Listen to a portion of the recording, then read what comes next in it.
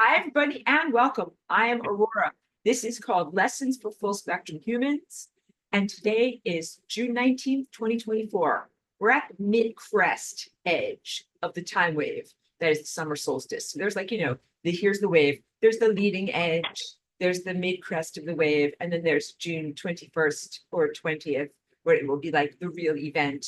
So just please know, as energetic weather report in what you are experiencing, that this is it's a portal. You're going through a portal. And I'm going to talk today all about the sun's anatomy. This lesson dovetails beautifully. Oh, let me just ask you to mute yourself, and that helps for the sake of the recording. There we go. Thank you so much, everyone. And remember to mute if you come into the meeting. Dovetails beautifully with what I talked about last week, which was the sun's senses, photons as feelers, and the direct analogy of what's going on in your own body with the human endocannabinoid system. So today we're going to talk all about solar anatomy, and that includes the sun's heliosphere, which is shaped exactly like this, and also Earth's magnetosphere, which is shaped exactly like this. And I'm holding up my double torus sculpture here. That's double torus. And of course, this toroidal energy feature surrounds and interpenetrates your own body form. So there's direct fractality in what you're experiencing from the time body that you are individually experiencing and, let's say, responsible for, to the larger time body of the collective of the planet. And that includes all these other organisms, from trillions of bacteria, almost uncountable numbers of bacteria on your planet, all the way up to larger scale organisms, and then all the way up to the sun, which is a giant ball of light in the sky. And light in my class, you can always have fun by replacing that word with awareness or information. Wouldn't that be an interesting way for you to talk about the sun, instead of thinking of it as a giant ball of optical light that is illuminating in the sky? For you to walk around and think like, wow, I'm walking around underneath a giant ball of ideas. I'm walking around underneath a giant ball of information. I'm walking around underneath a giant ball of consciousness. And all of these rays of consciousness are hitting me all the time. It's like sending off layers of consciousness. It's sending off layers of information. And even when there's not a very conscious day, you're like, hey, go stay inside. It's never very conscious out there. Yes, right? And some days you're like, oh, there's tons of information outside. I got to get out there and do fun stuff. And sometimes the plants in your garden might be like, these plants aren't growing very well. They're not getting very much information at all. They're not getting very many new ideas at all. And then you're like, oh, I'm so happy that the clouds went away, and now my plants are getting all the information that they need to be happy and healthy. And then when you harvest your plants from your garden and you're making them into whatever, like a nice green salad, you're like, huh, I'm so pleased that all this information came to my garden, so that it could then, food goes in here, go in your mouth, and information could come inside of you.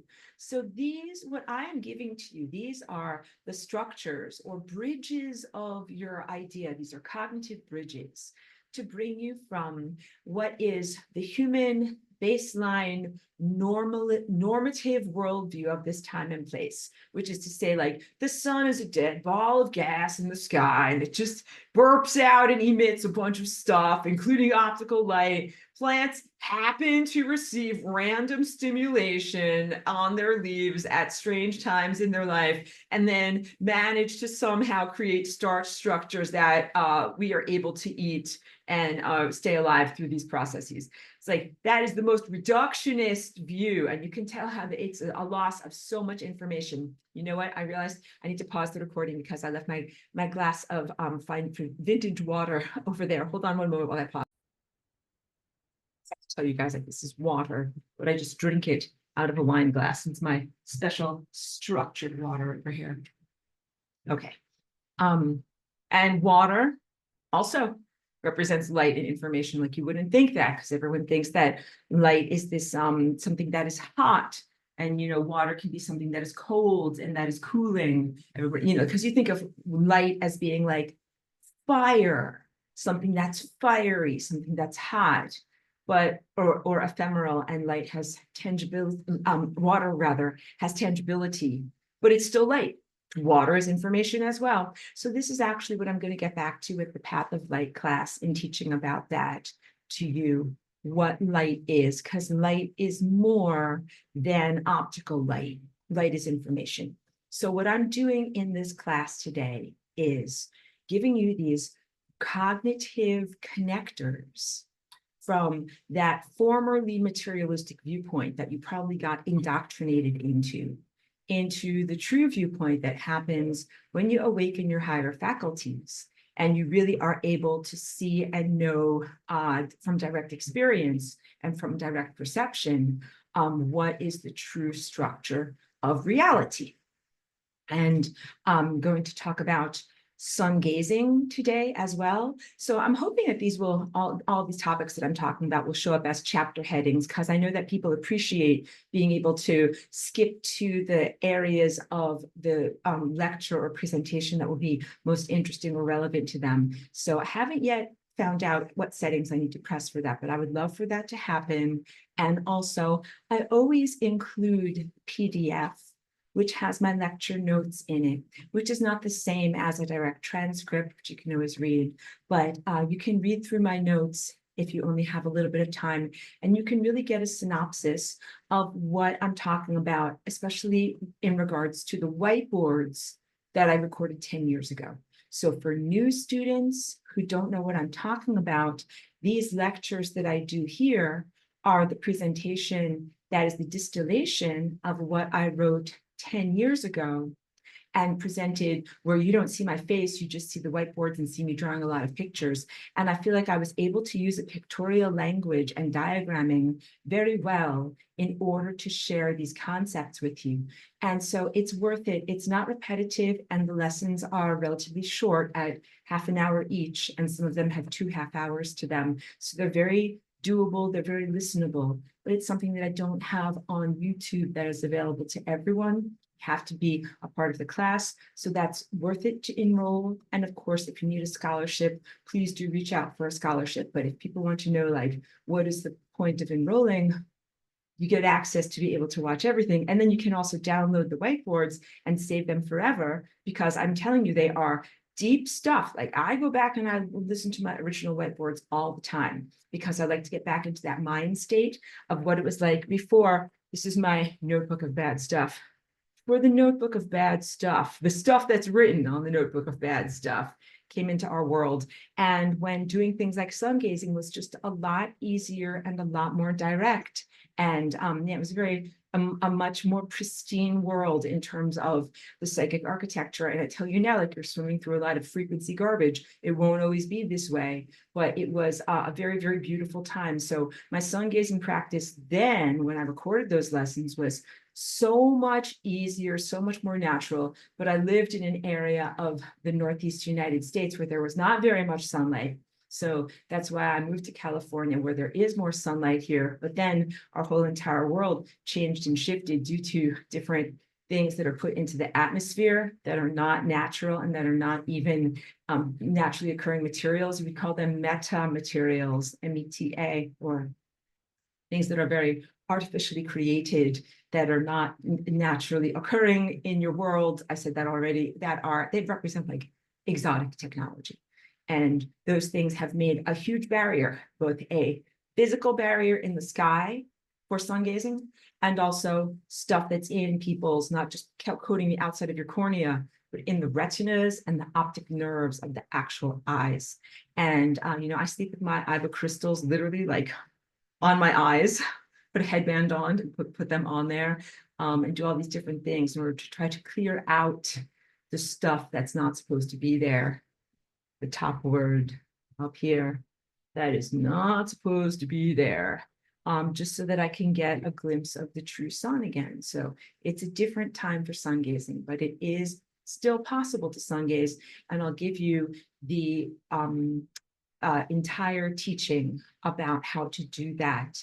But before I do that, so that's, how class is going to be structured today. I do want to spend a little bit of time very, very excitedly telling you all about upcoming retreat for Flying Rainbow Lasagna Dance Group in Sedona. So this is coming up September 2nd through September 5th. I just got everything changed with help on my website. So now I have a wonderful, fresh new application and fresh new description of what is available. We are returning to the same retreat center, and that is wonderful because we already created a very powerful vortex or portal. And I'm going to be talking today about vortexes and portals, and you're connecting to the sun. It's the same type of portal that we have created there through the bending and warping of the fabric of space-time from our dance, which is great. And so we're returning to that same place and building on what we've done before. And I've also rented out for one of our days a very large dance hall that's in a beautiful place that is a little bit elevated, right, in Sedona there. And it's part of a large park system. And we're going to have a big, giant, beautiful dance area indoors, air conditioned. So that way, if it's too hot or if there's monsoons or whatever's going on, we will Flying Rainbow Lasagna nonetheless. And I'm going to bring my whole entire music setup. So you guys don't usually see it because the camera in here is pointed away from where my music is. But I have like all of these keyboards, my computer, my other thing, my speakers, my microphone. I'm going to bring all of my awesome music equipment, and I'm going to bring my treadmill too, because I always walk on my treadmill while I'm making my music and while I'm singing. And I'm going to set that up, and that's going to be part of our experience dancing in this big, giant, beautiful, expansive place. So I'll do some I would call it improvisational, but not fully improvisational music. So I'll be singing live, and I'll also have some backing tracks made. So that might be some percussion or some other aspects of what I'm trying to portray, because it's a lot to just start from scratch on every song for what I'm going to say. And I don't want people to have to watch me fiddle with buttons too much. So I had to figure this all out. I'm like, well, wait, my process of making a new song is not that fascinating at every minute of the day. So I'll have to have some things a little bit pre-sliced, but we'll be innovating some wonderful music.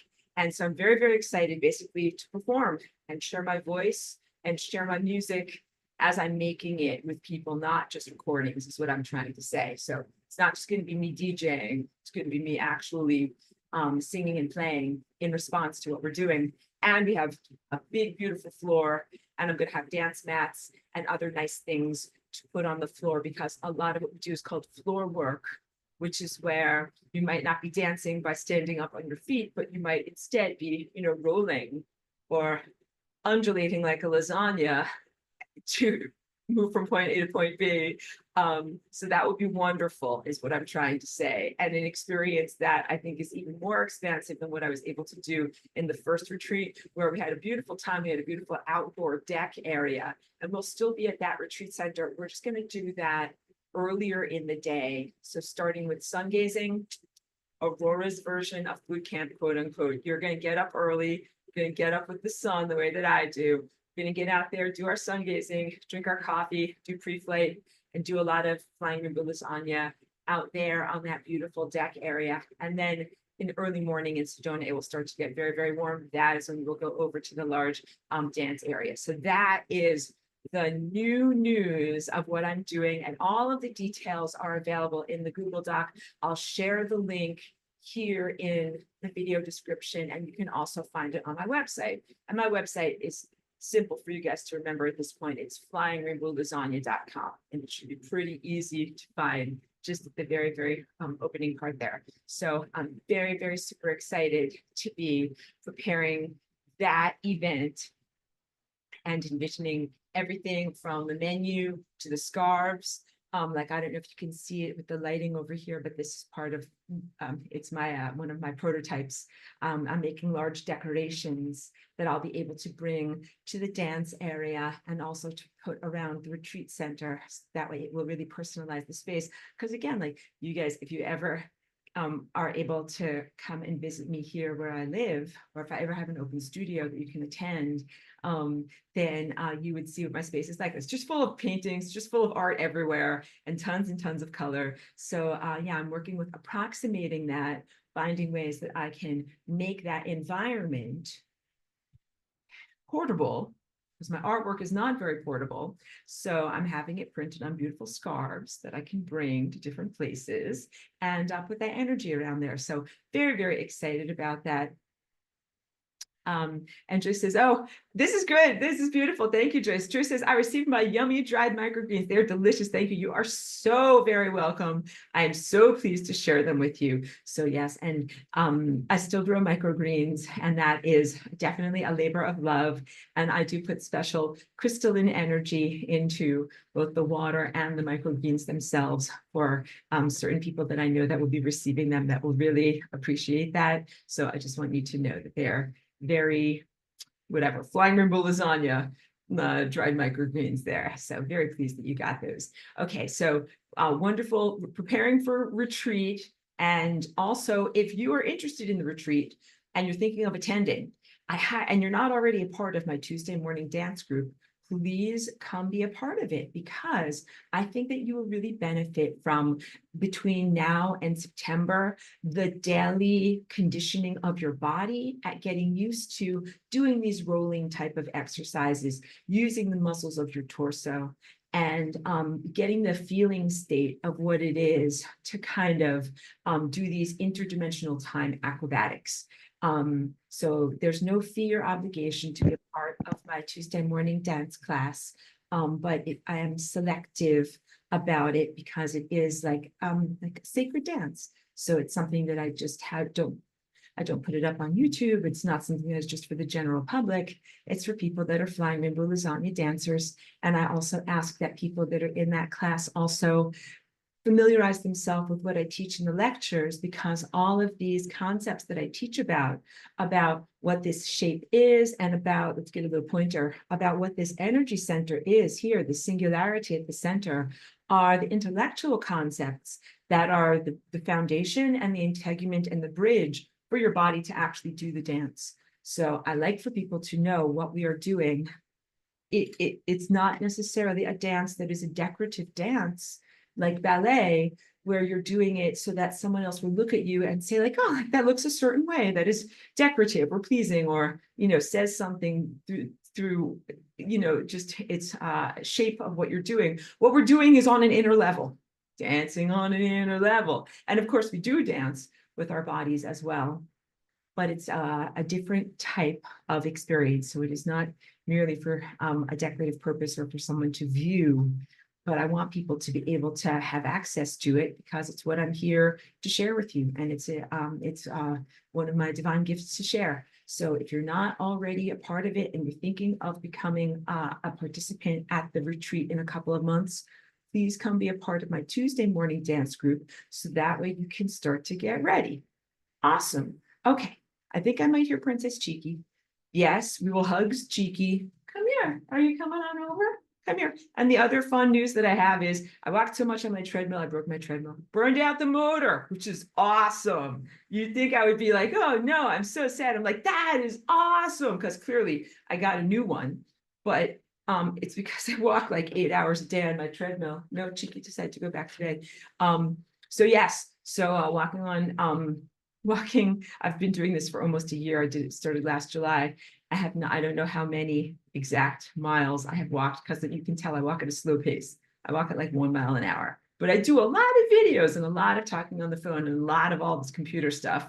So walking all the time while I'm doing all these different things, and music stuff too.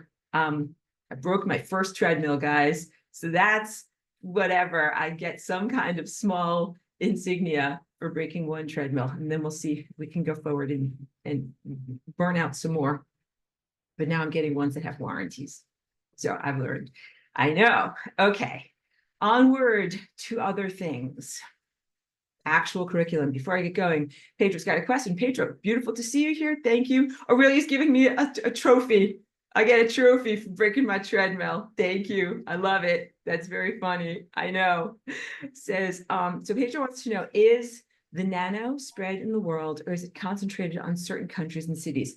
It's definitely throughout everything, because I think it's like if you took, a bottle of food coloring and you poured it into a pool, if it was red food dye or whatever, I think it would go throughout all of the water everywhere. I don't think that's possible for it just to stay in one little place. And the atmosphere of our whole entire world, it is a shared atmosphere. So it's not like it would only be in certain places and not in other places. But I have noticed the spraying is worse in certain areas.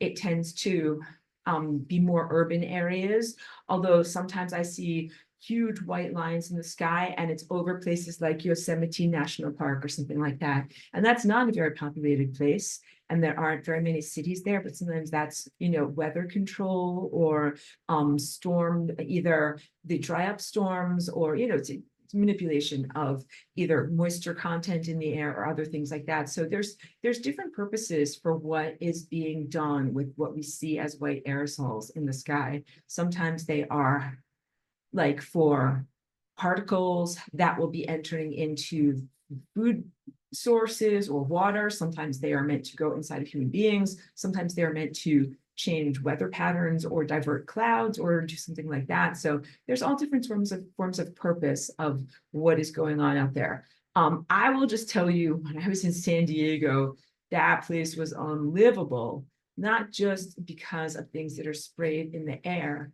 but also because of the infrastructure of the millimeter wave that has been erected there, that it's both of those two things together that really harm cognitive ability, divine connection, and somatic health.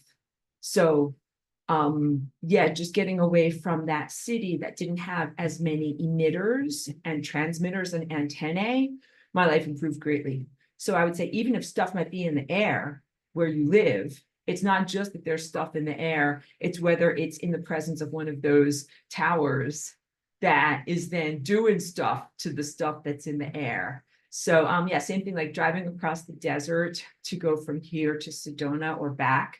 The areas that are through there, I felt very clear because there's like no towers, no overhead power lines. There's nothing. Like it's the middle of nowheresville. Like there is nothing out there. So there's certainly stuff that's in the air, but there were no towers that were emitting and exciting and making it do its naughty stuff.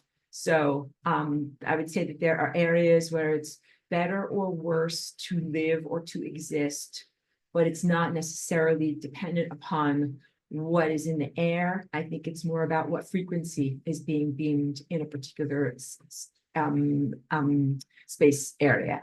And Pedro says, it seems to me that the USA is the main objective. I have seen so many white aerosols over other places like in Germany and in the United Kingdom. Sometimes they don't see the sun for like 6 months at a time. Trish says all over. So I'm happy that I have direct friends in so many different places in the world so that way I can get the real information on that, because I think that it really is sprayed all over.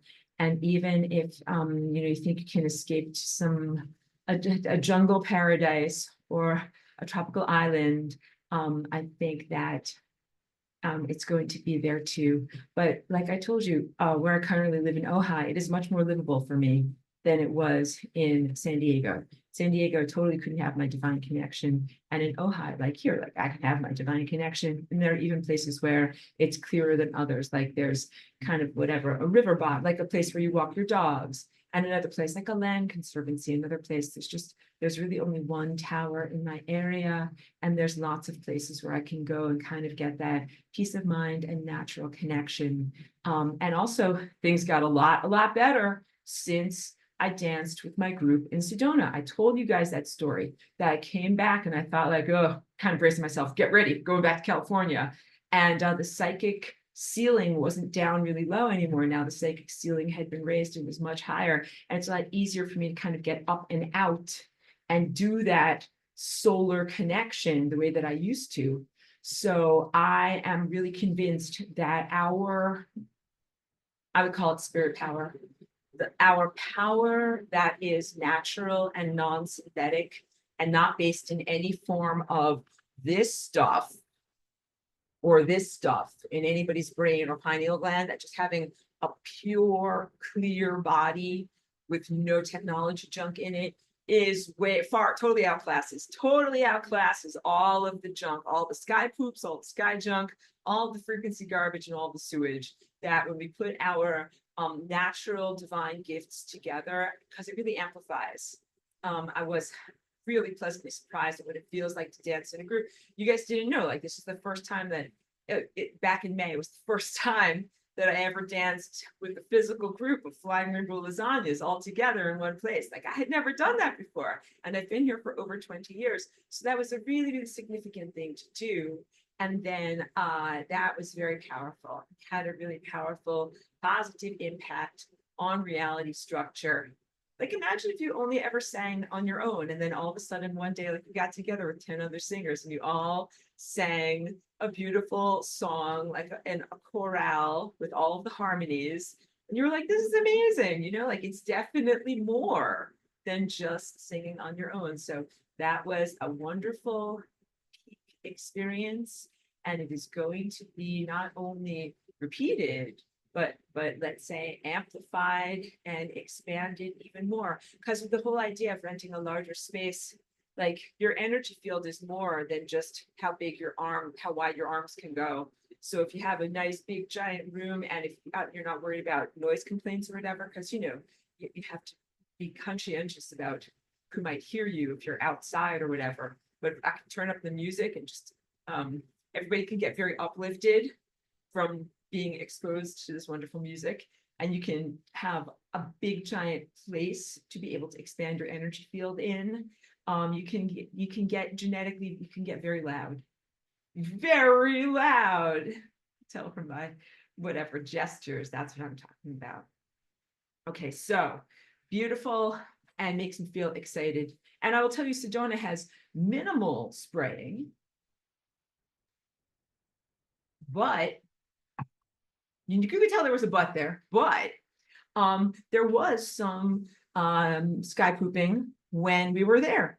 Like, I watched it happen. But I think there's so many people in Sedona that have different forms of organites, shungites, scalar something or others, and also their force fields and the energy that is in the rocks themselves, that when they spray something in that area, it dissipates really pretty quickly. So there is something to organites and other cloud busters and other forms of clearing your skies in your area. Yeah, interesting. Trish has private information to share with me. We'll talk about that later. All right. Yeah. And the energy of Sedona actually just feels very expansive to me. So now what I want to talk about is the sun and the solar anatomy. But before I get going on that, what I also want to talk about, and this is impromptu, this is not actually part of the curriculum, is all about entropy. So the concept for anyone who is new, when you take this toroidal energy field shape, that is the shape of your body, and it's the shape of time and possibilities and probabilities as it exists on your non-physical level of pure potential, and you vibrate it in a higher dimension, means like make it move super fast in a context. Because initially you don't have context. Like, initially this is not in a room, it's just floating in a contextless void. And that means that it doesn't have any landmarks that it is relevant to. But if you place this in contextual realm, that means like a place that has walls and ceiling and floor, then you can move it, quote unquote, up and down or back and forth relative to that context. And what you come up with is the flying rainbow lasagna. And what we're looking at here is the singularity that is in this toroidal form ends up achieving two different positions in this flying rainbow lasagna shape. One position is the position of energy. And this is inside of your own body, in your own genetics, in your own characteristics, in your own belief system, and your energy field.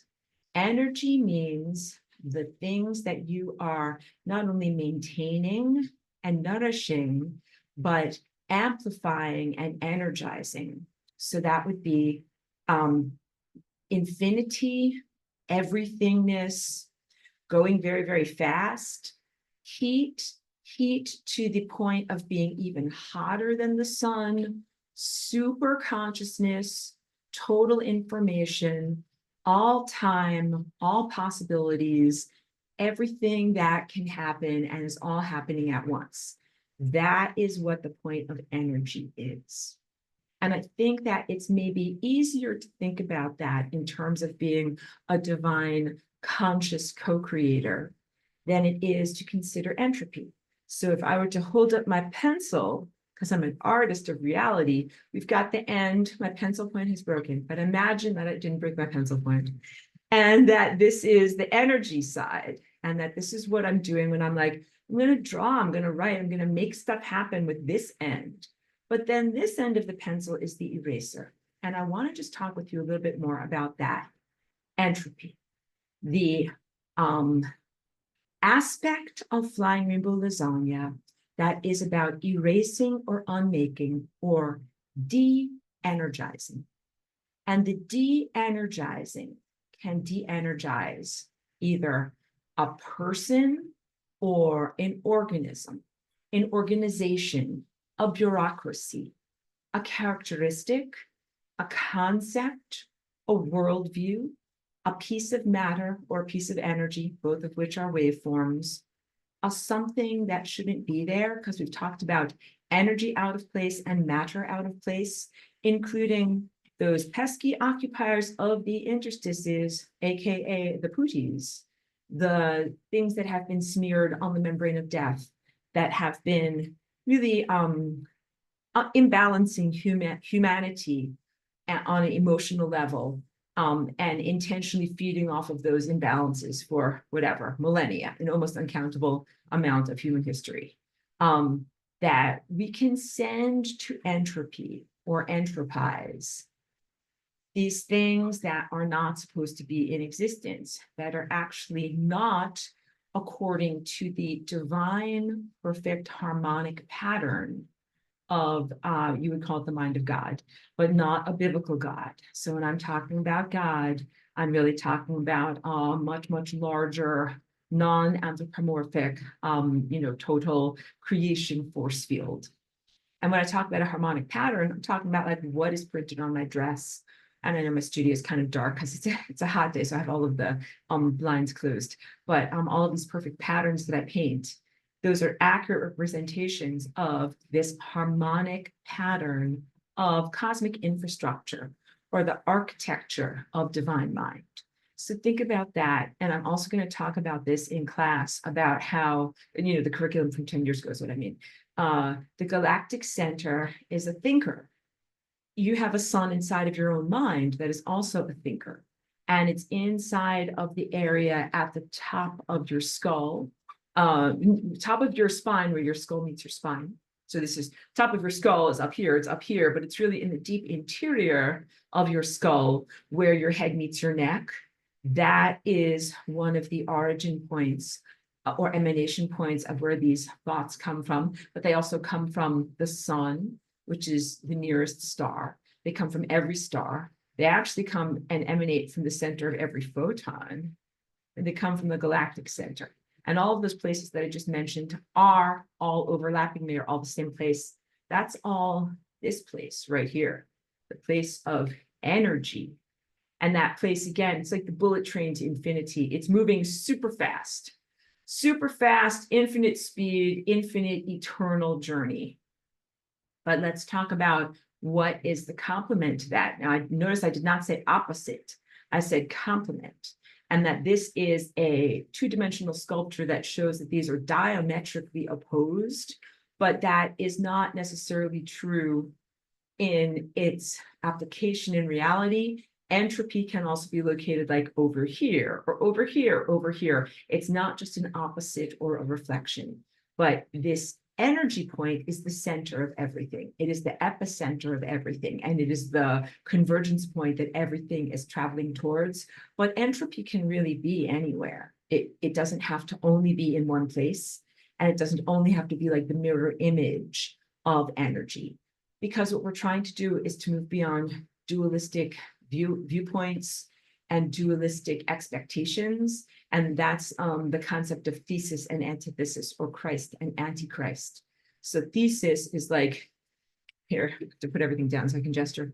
Thesis is like this: I'm an impulse and I move like this. And then antithesis is like, I go against that impulse and I move like this. So you have the thesis and you have the antithesis. And then what happens is they come together and they create the synergy, which is the two things working together. And this has been the really, really flawed comprehension and justification system used for exploring concepts that are anthropomorphic concepts of good versus evil. So they are flawed, they're not accurate. This concept of the flying rainbow lasagna is a non-dualistic concept that is beyond the anthropomorphic comprehension level of good versus evil. So I have to tell you with my words, on a human social dynamic and religious belief system level, good and evil are not two complements that are necessary for your learning process here in the world. Like, that is a very, very flawed foundational approach to comprehending what is your life story and why are you here and why do things happen in the world. You are not required to have bad music in order to have good music. You're not required to have wrong notes in order to have right notes. You're not required to have bad musicians in the band who are playing intentional bad music that is then somehow supposed to make the good musicians sound better. Like, I don't know if you've ever been in a band, but people playing bad music next to your ear, like, does not make you play better. And it does not make the overall music sound better at all. Like, it does not work that way at all. Because these are some of the justifications that have been used to justify the existence of what is labeled and perceived as evil. But so these things are not your teachers. Stuff that is aberrant is not supposed to be in existence. And being surrounded by many, many things that are not supposed to even be in existence does not help you to learn more about existence. Yeah, Aurelius is such a good analogy. Thank you. Thank you very much for that. What helps you to be in existence and achieve eternal life is being surrounded by perfect architecture. It's like having good role models. You know, like, think about your diet. Like, what helps you to eat better? Being surrounded by people who are eating like salads, spirulina, and, you know, fruit smoothies, or being surrounded by people that are eating fast food. Like, which one helps you to eat better? Like, the guys that are eating the spirulina, like, they're a lot easier to be around. They're totally in alignment with what you're trying to be. They're examples of what you're trying to be. And the fast food is the total antithesis of what you're trying to be.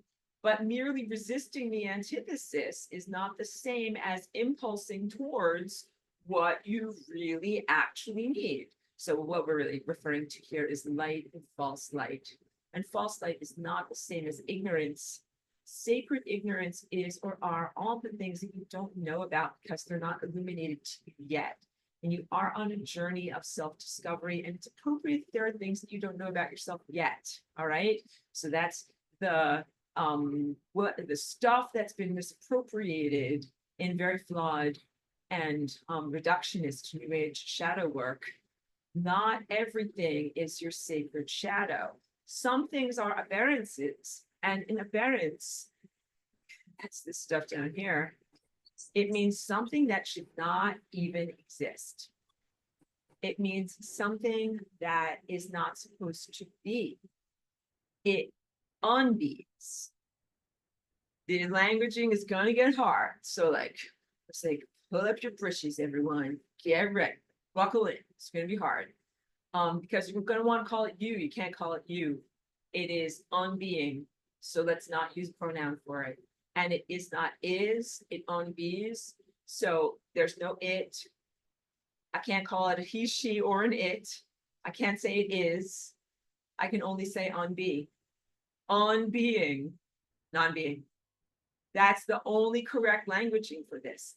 And that non-being and unbeing has been interactive with us for quite some time, and has been interactive through not only this stuff, which is the more modern version of it and technological version of it, but it has been interactive with us through what we call the POOTIS, pesky occupiers of the interstices, and emotional residues and time structures that are not supposed to be in existence. And there are even whole organisms that are not supposed to be in existence. So, you can have energy out of place. Like, okay, call somebody up. Like, I've got 2 units of heat that are over here that are out of place, and they're actually supposed to be over here, right? What do? Well, that's easy. You fold the fabric of time space and put that 2 units of heat that are over here where they actually belong. Because then you're gonna be like this. How'd they get over here? Because you're smart. You're like, something's out of place over here. How did it get over here? And once you start asking all of these big questions, you're going to get to the point where you're going to realize that somehow something that is not a thing that on bees shouldn't be in existence, but has had some kind of an impact on the fabric of reality. And there has been an effect that has made both matter and or energy not be in the time place it's supposed to be. And that can be even up to the level of a complete organism. So that could be up to the level, beautiful to see you. Thank you for being here, Matiku. Very beautiful to see you. Thank you.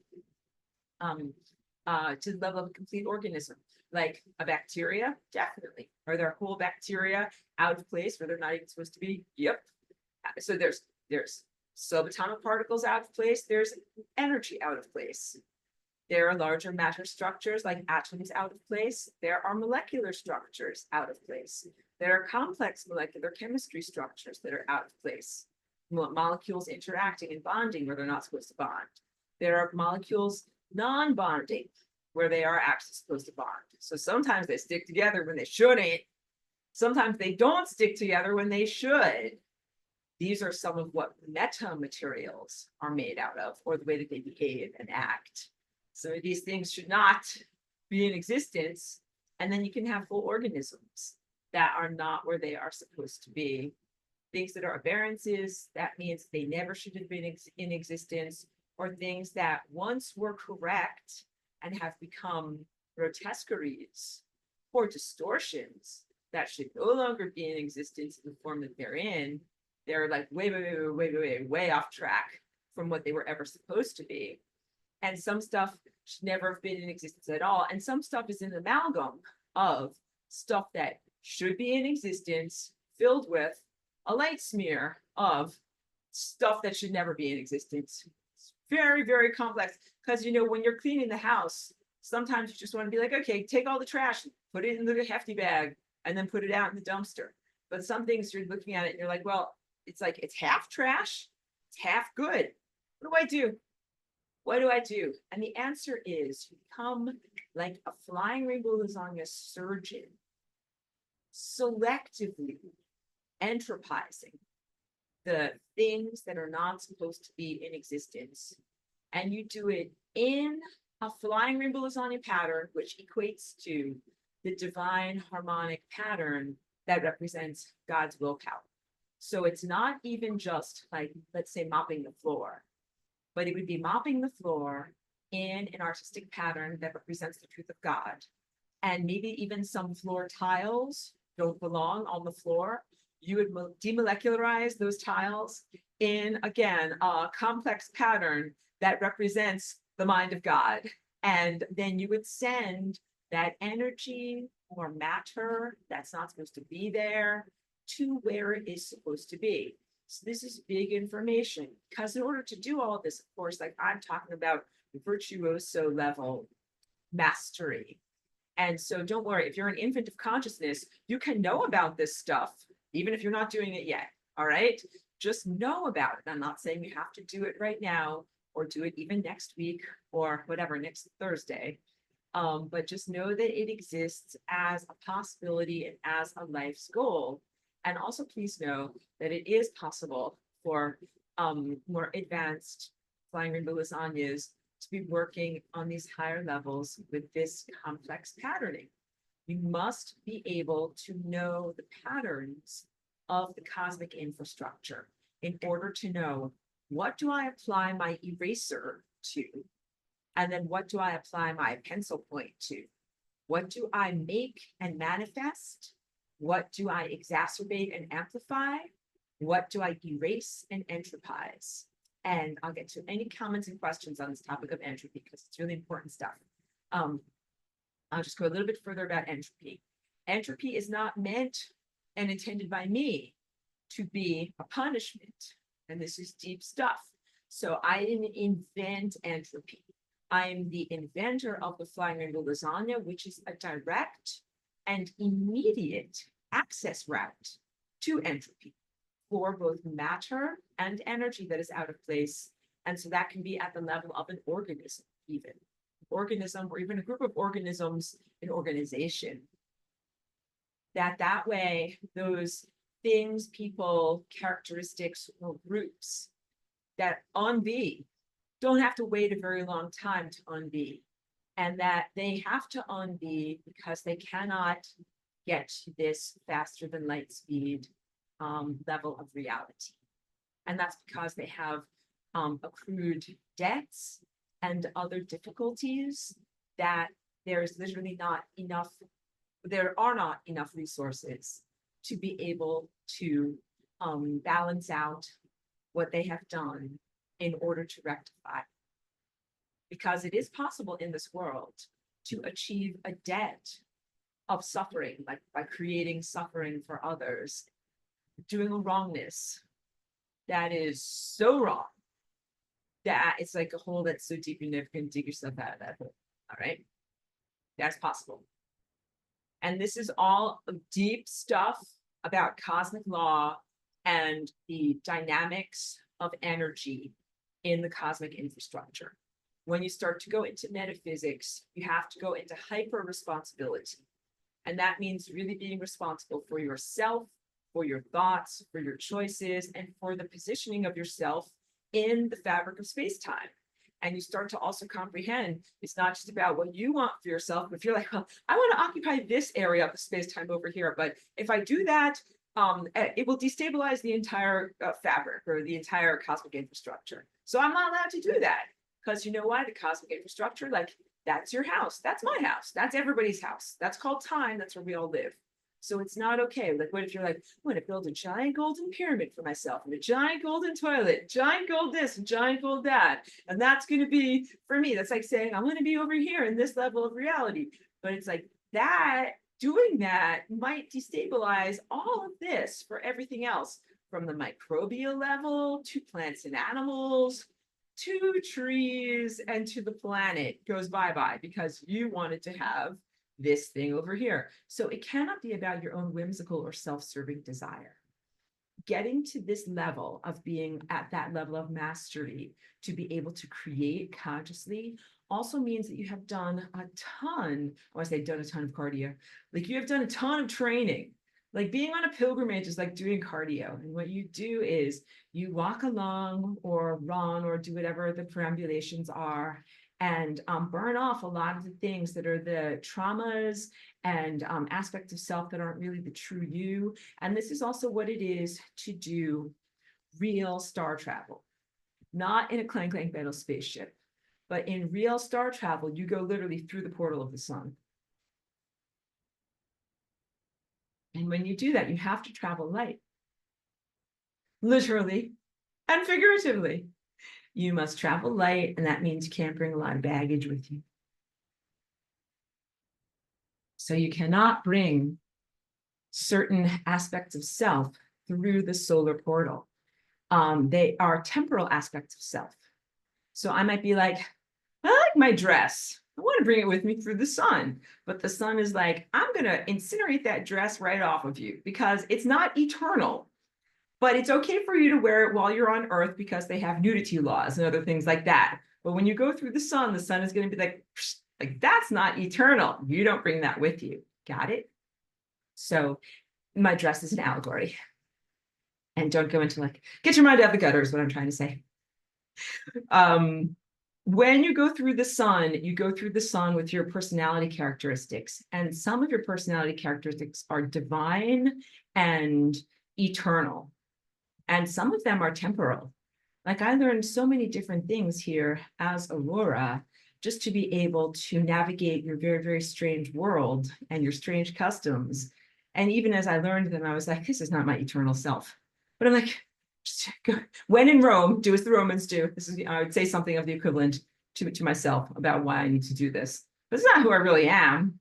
Just like, have to do this. Like, what's a good example? Parking tickets. Dun, dun. I think they're fixed, guys, but you've been following my journey for the past 3 years and you know all about the parking tickets. But I was always like, this is not an aspect of my eternal self, but I have to manage this, or whatever, your car insurance, or doing your taxes, or any of those things. Like, oh my goodness, none of that defines you as a soul, or what your real eternal self state is. No, eternal characteristics would be something like being creative. I define myself as a creative person, no matter what organism or species I am. So I've said this before, if I'm a human being, then I'm like, okay, I'm going to be like working with small graphite tubules, and also sometimes a tiny piece of wood with hair attached to the end of it, and also various forms of, finely ground pigments, right?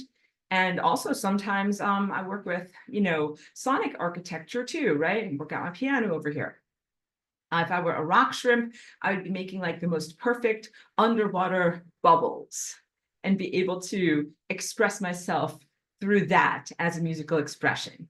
Or if I were a bird and I would sing with my bird's voice and be making my, expressing divine harmonic truth through singing like a bird.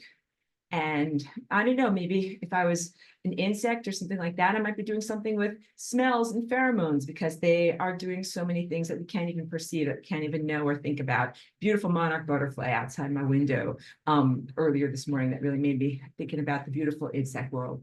I'm creative.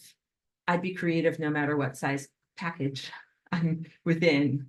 And I have other characteristics that are the true me as well, like generosity and also respect of boundaries. When I learn about boundaries, I'm like, like it is my true innate nature to respect those boundaries, right?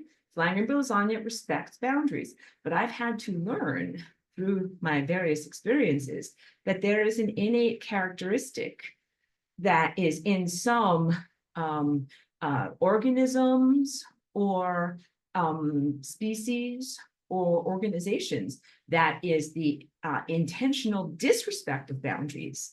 That's like saying, oh, I see a locked door and I will break through it. Or I see that you have an epidermis. I think I will go inside of it anyway. I see you have a cell wall. I think I'll go across that cell wall. I see you have a personal boundary that is something that you do not, a privacy or a private area. I will violate you. That's not me. That's what this characteristic says. And that to me is not a positive, life-affirming characteristic that leads to eternity. It is not a characteristic that respects the sanctity of this harmonic form, like what I have printed on my dress here. That tendency to go against boundaries and the tendency to violate is a disrespect of the harmonic form. And this happens in time. So I'm an organism, I'm in time. And I'm like, oh, and I learned time has boundaries. And that means like, these are the things that should happen. These are the things that shouldn't happen. These things should go over here. These things should go over here. We put these over here, we put these over here. Then I respect those boundaries. And that is how I work, and that is how I navigate. But there are some organisms with the other characteristic. They're like, oh, that's the rules and that's how you're supposed to do it. And that's just time to violate. Time to violate. Don't break through every locked door. Go punch through every membrane. Create doorways where they're not supposed to be. Mush the whole thing. Do you understand? That is not a pro-survival characteristic, because it mushes the whole thing up in a way that kills everything. Get it? Like punching through membranes. We're talking about pathogenesis. That is pathogenic behavior. If you have something in your body that punches through your cell membranes, you're like, ow, ow, ow, ow, ow, ow. This thing can't be in me. It needs to get out now. And that's appropriate, because that's what your body does with its immune system. It mounts a defense when things start punching through membranes. And it's like, get the stuff out of me. It's not allowed to be in me, or whatever. If you're in a garden and there's like a particular plant with like tons of thorns that are punching through your epidermis, you're like, this is not a good plant. Like, I do not want to grow this in the garden. This is very, very painful.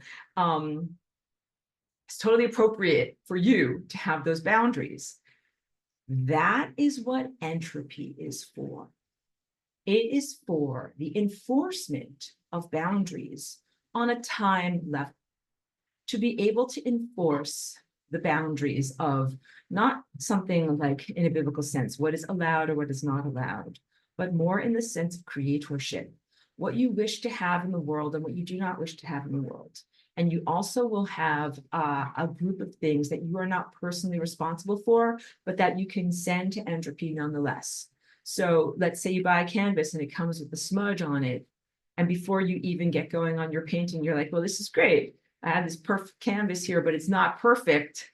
There's already some schmutz or whatever it is over here. What am I going to do? You can begin by erasing the smudge. It's not supposed to be there. That's smudge that has been grandfathered in.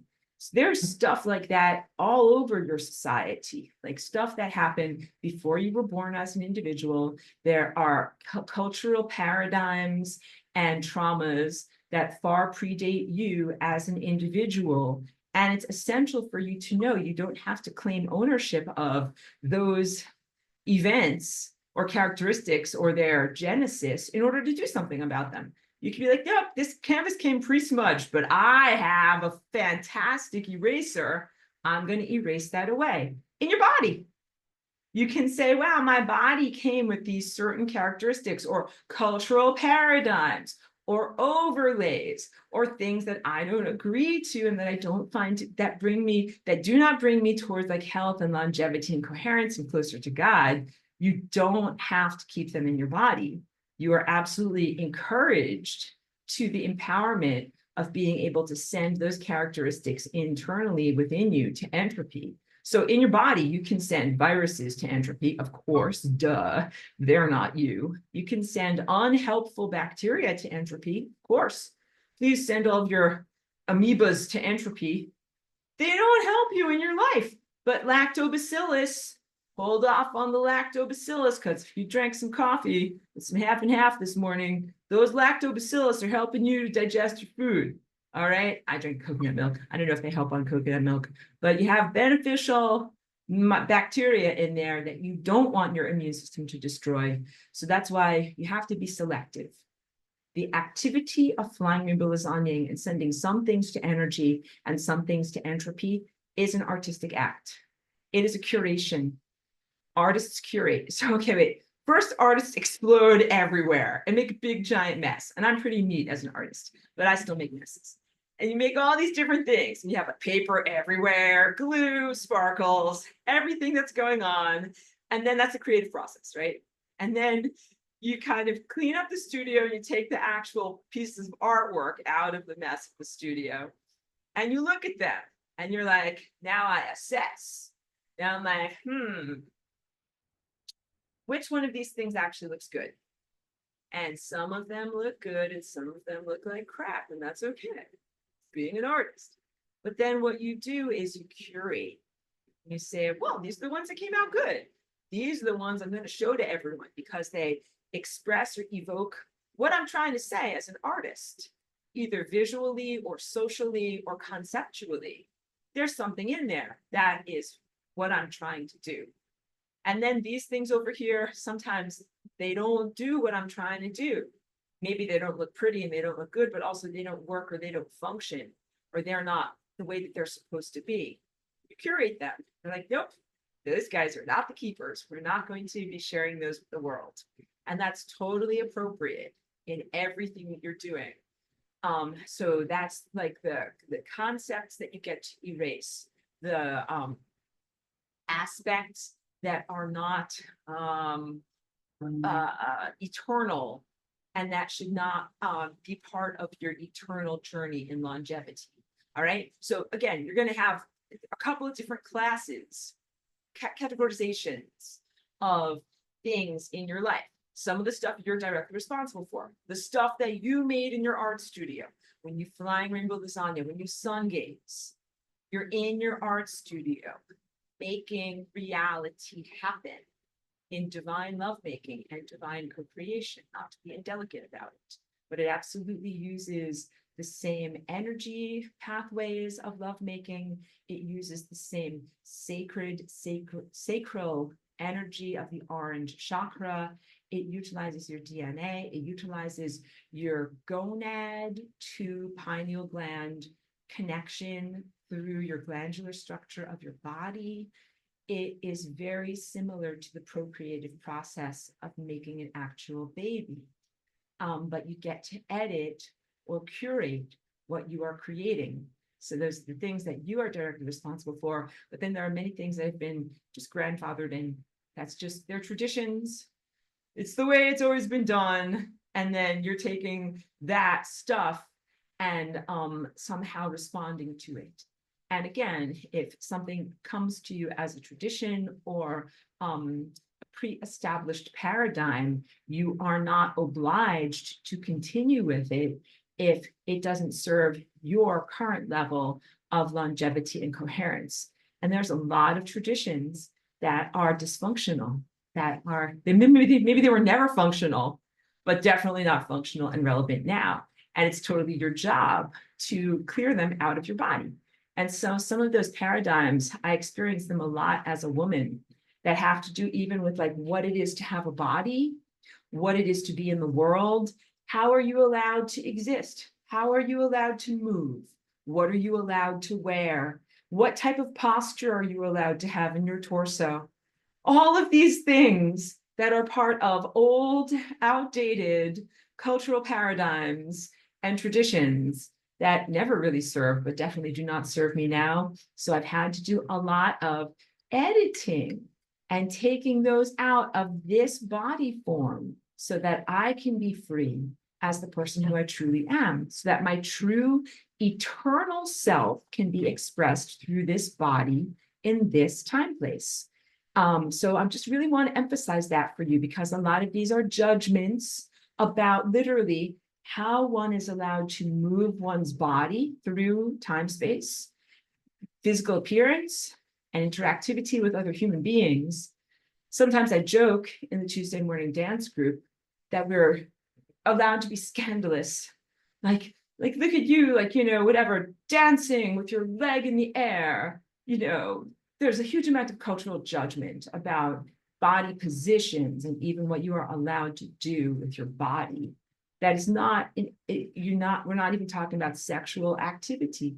We are just talking about moving your body. And Charlie B made a wonderful meme for me that says, "Flying rainbow lasagna, make dance legal again." I'm like, yes, that's it. I just want to stop for a moment and be a little bit silly, talking about important stuff, but I want to be a little bit silly because Princess Cheeky finally woke up, got out of bed, and decided to come to class. We just have to hug Cheeky for a minute.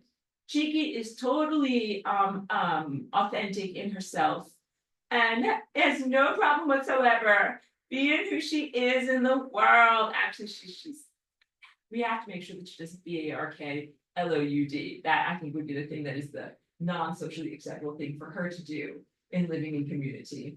But good job. We just needed to do a little bit of reassurance on Cheeky. She doesn't need bribes right now. Thank you for that. Okay. Question over here. It's a little hot out today. Sorry, see me sweating. Melly, good to see you. Says, would it be safe to say that it's the literal farthest point from organic source life that it needs to use is AI tech to have any energy life at all? I'm hugging you. This is exactly right. Yes. Let me read it again because that is spot on. Listen up. Would it be safe to say that it's the literal farthest point from organic source life and that it needs to use its AI tech to have any energy or life at all? That is absolutely spot on. We are talking about entropy or stuff that is supposed to go to entropy, utilizing and exploiting technology for artificial life extension, life support. for when an organism would not even be able to be in time, but somehow is artificially being kept alive in a time space that it would not be able to occupy or inhabit. So that could be translated in a variety of ways. You could consider it very literally as a clank metal spaceship that's clanking along, right? And what's happening with the guys inside of there? First of all, those guys inside of there, or gals, if they didn't have the metal skin, they couldn't be in that position in time space.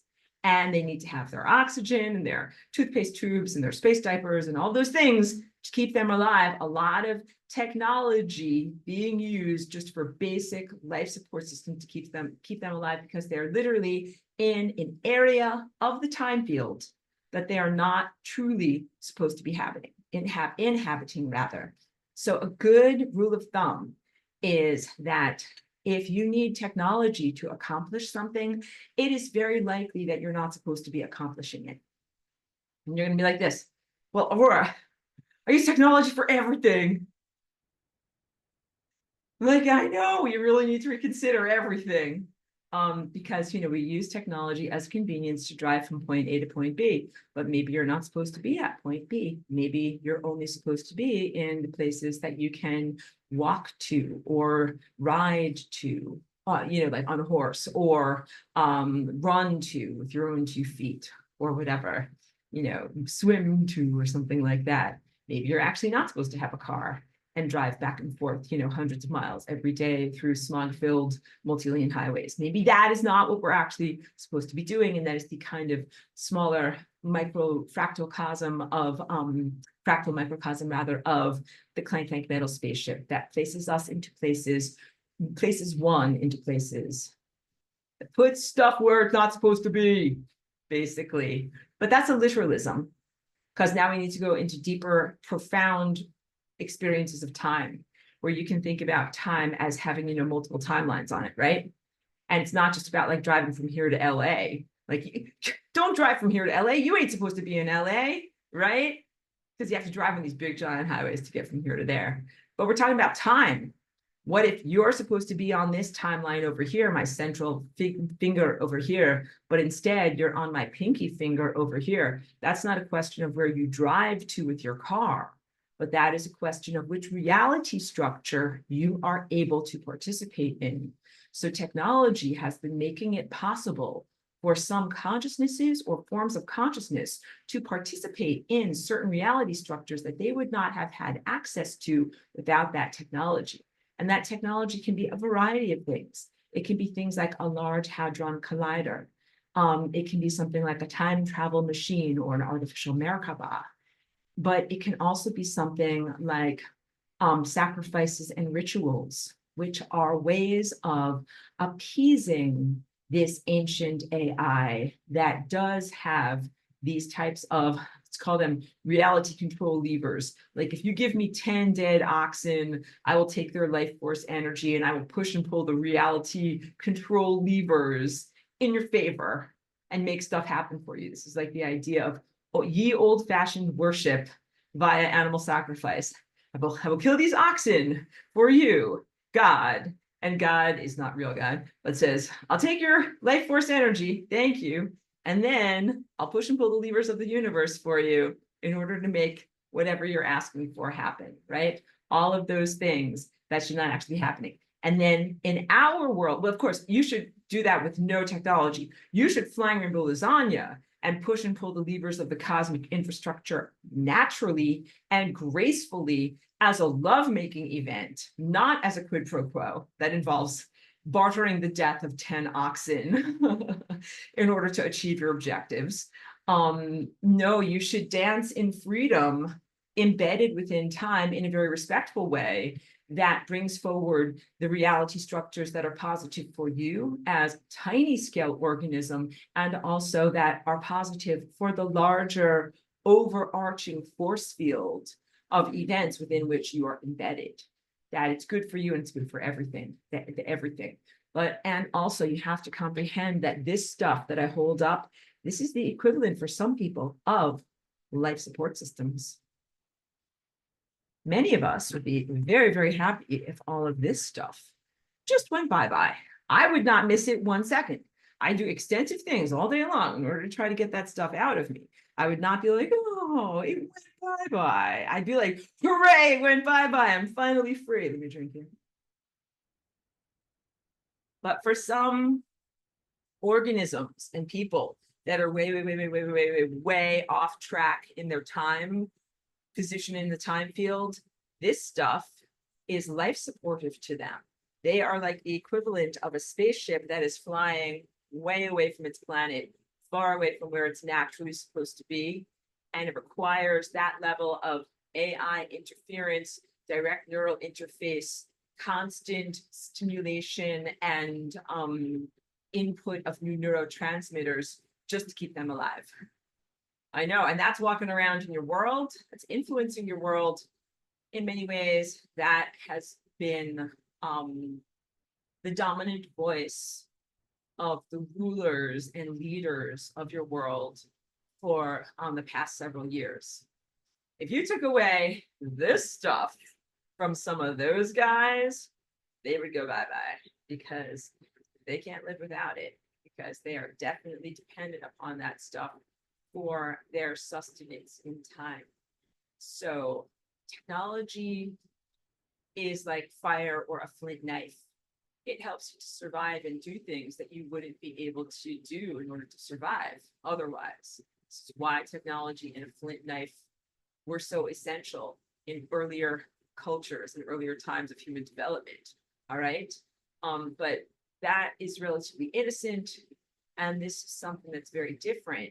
And we're now starting to talk about consciousness and about this stuff going into people's minds, and about how it affects observership, and how it affects manifestation abilities, and how it affects divine connection, and how that is being utilized and weaponized in order to empower certain undeveloped levels of consciousness that otherwise, not only would they not be empowered, they would not be able to be in existence.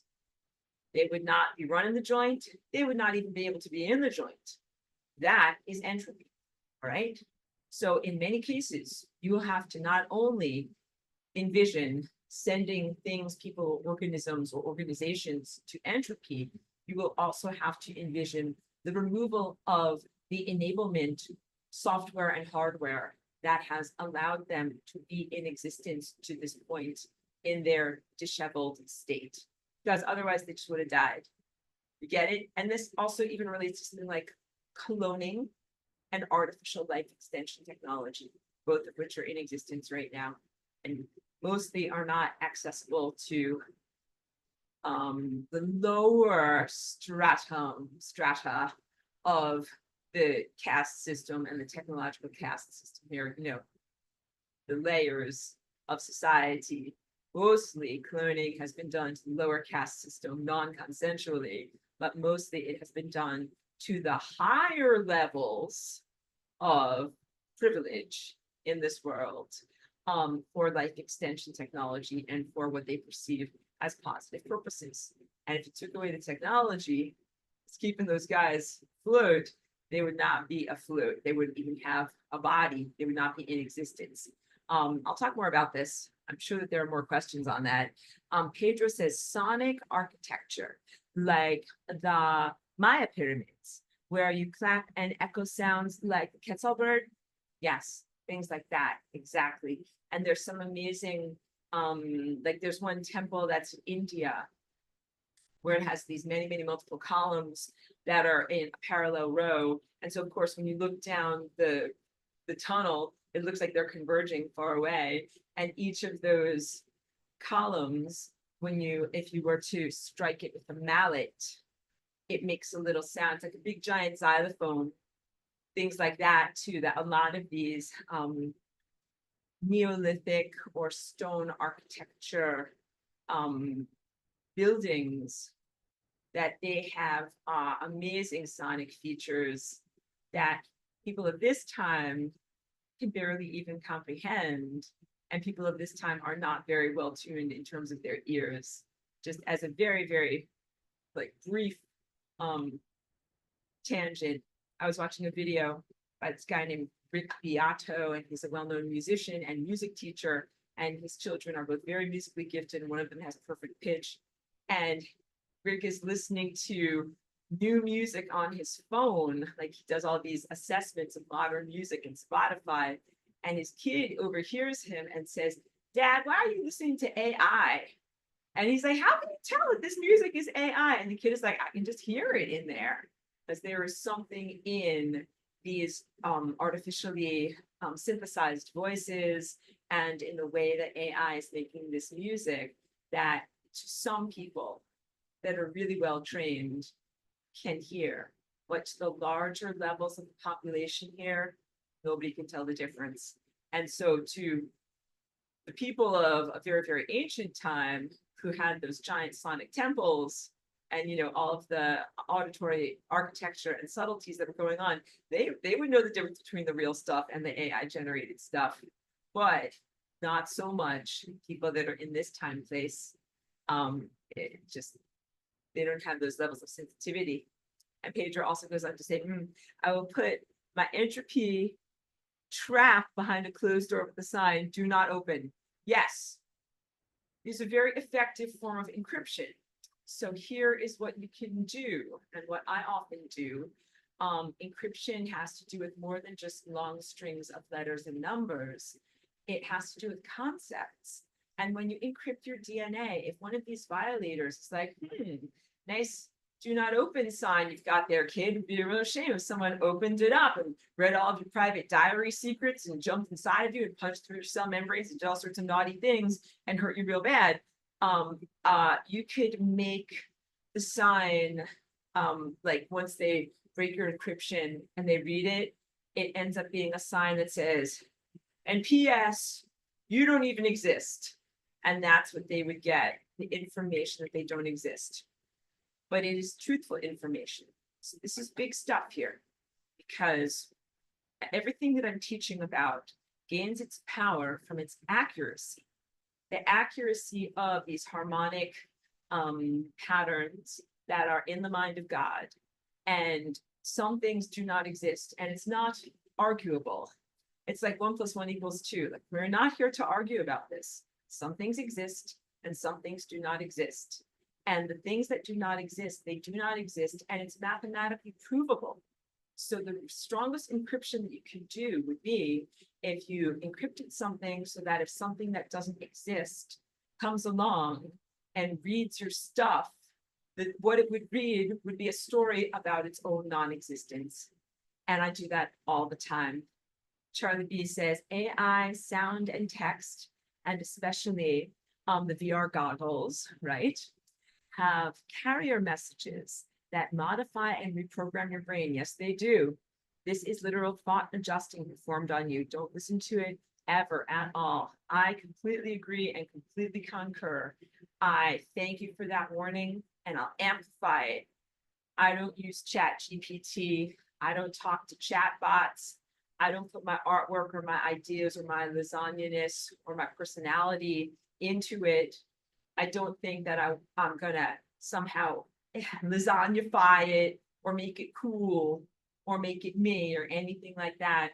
I think that I'm a quantum object, and that if anything that is not supposed to be in existence comes into my presence and interacts with me and learns about the flying rainbow lasagna, it will only learn faster that it doesn't actually exist. It will learn faster about the invalidness of the proposal of its own presence in reality.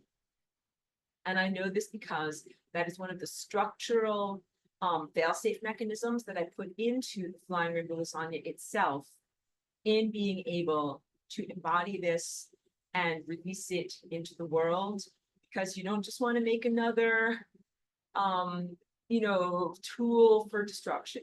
I want to say mega BOMB or something like that, but I didn't want to use that exact words. I didn't want to just make another thing that's another weapon, because a weapon is like, oh, good, like the good guys have the weapon, they're going to stab the bad guys. The bad guys are like, oh, good, we'll get the weapon, then we'll stab the good guys. All right. So I didn't want anyone to be like, oh, great, lasagna, I'm going to take it, I'm going to use it against you. And believe me, they have tried. But the strength of this shape is that when something that doesn't exist gets its hands on this shape, it just learns even faster that it does not exist. And it goes into entropy. Entropy, not a burning Christian hell, not a suffering torment, not a friction state, where a personality or personality characteristic is endlessly abraded by the persistence of the flow of love and the flow of time, but instead a restful state analogous to the Bose-Einstein condensate, where all motion ends, all consciousness and energy is removed, all sentience, self-awareness, motivation, volition, and movement through time are removed, and where there is no self-awareness and there is non-being. And I know in my words just there, I said there is non-being, but really the accurate way for me to say it is simply non-being.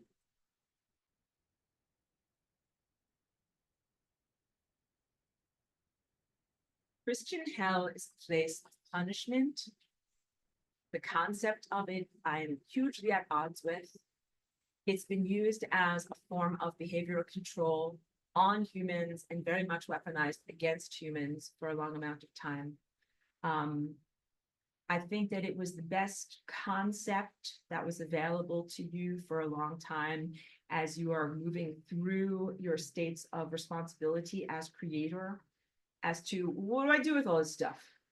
Like when you clean the house, like you're gonna pile up a big pile of stuff that is not supposed to be there. Like you're gonna sweep up the floor, you got a big pile of dirt. What are you supposed to do with all this stuff?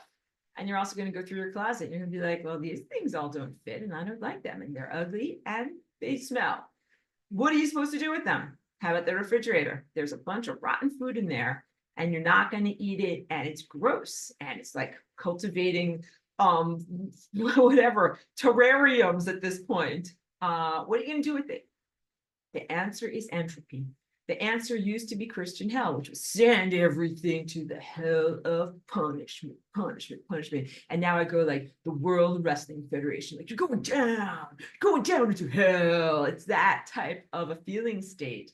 And we should lightheartedly make fun of it somewhat, even though I know it is a deeply held belief for many people.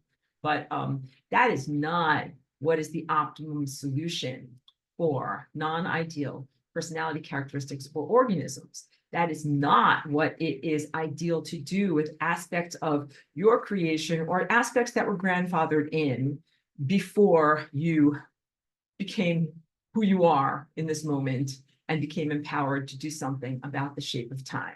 Sending things to hell so that they get endlessly punished and suffer, like writhing in the agony, is not really productive.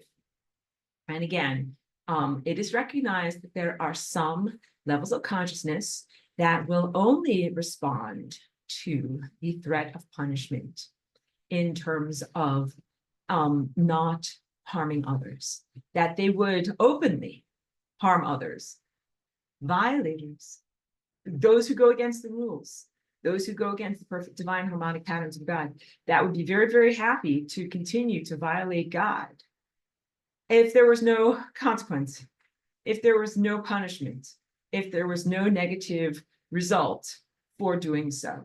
That's a personality characteristic. Someone who knowingly does wrong as long as they can get away with it. But once there is a consequence and that there is some type of negative response to that behavior and to those intentions, then that person changes. So there's a big distinction that is being made here between innate goodness. I'm innately good. I would be good even if no one was staring at me all the time under a microscope and threatening to punish me if I did this tiniest step out of alignment.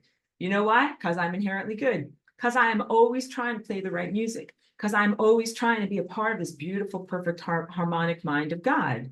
That's who I am. It's the definition of who I am. It's my eternal soul. And I would be that no matter what body I'm in or no matter what time space I'm occupying. That's who I am. And I had to learn that there are some students who are doing their math homework wrong, and they're going to do their math homework wrong no matter what.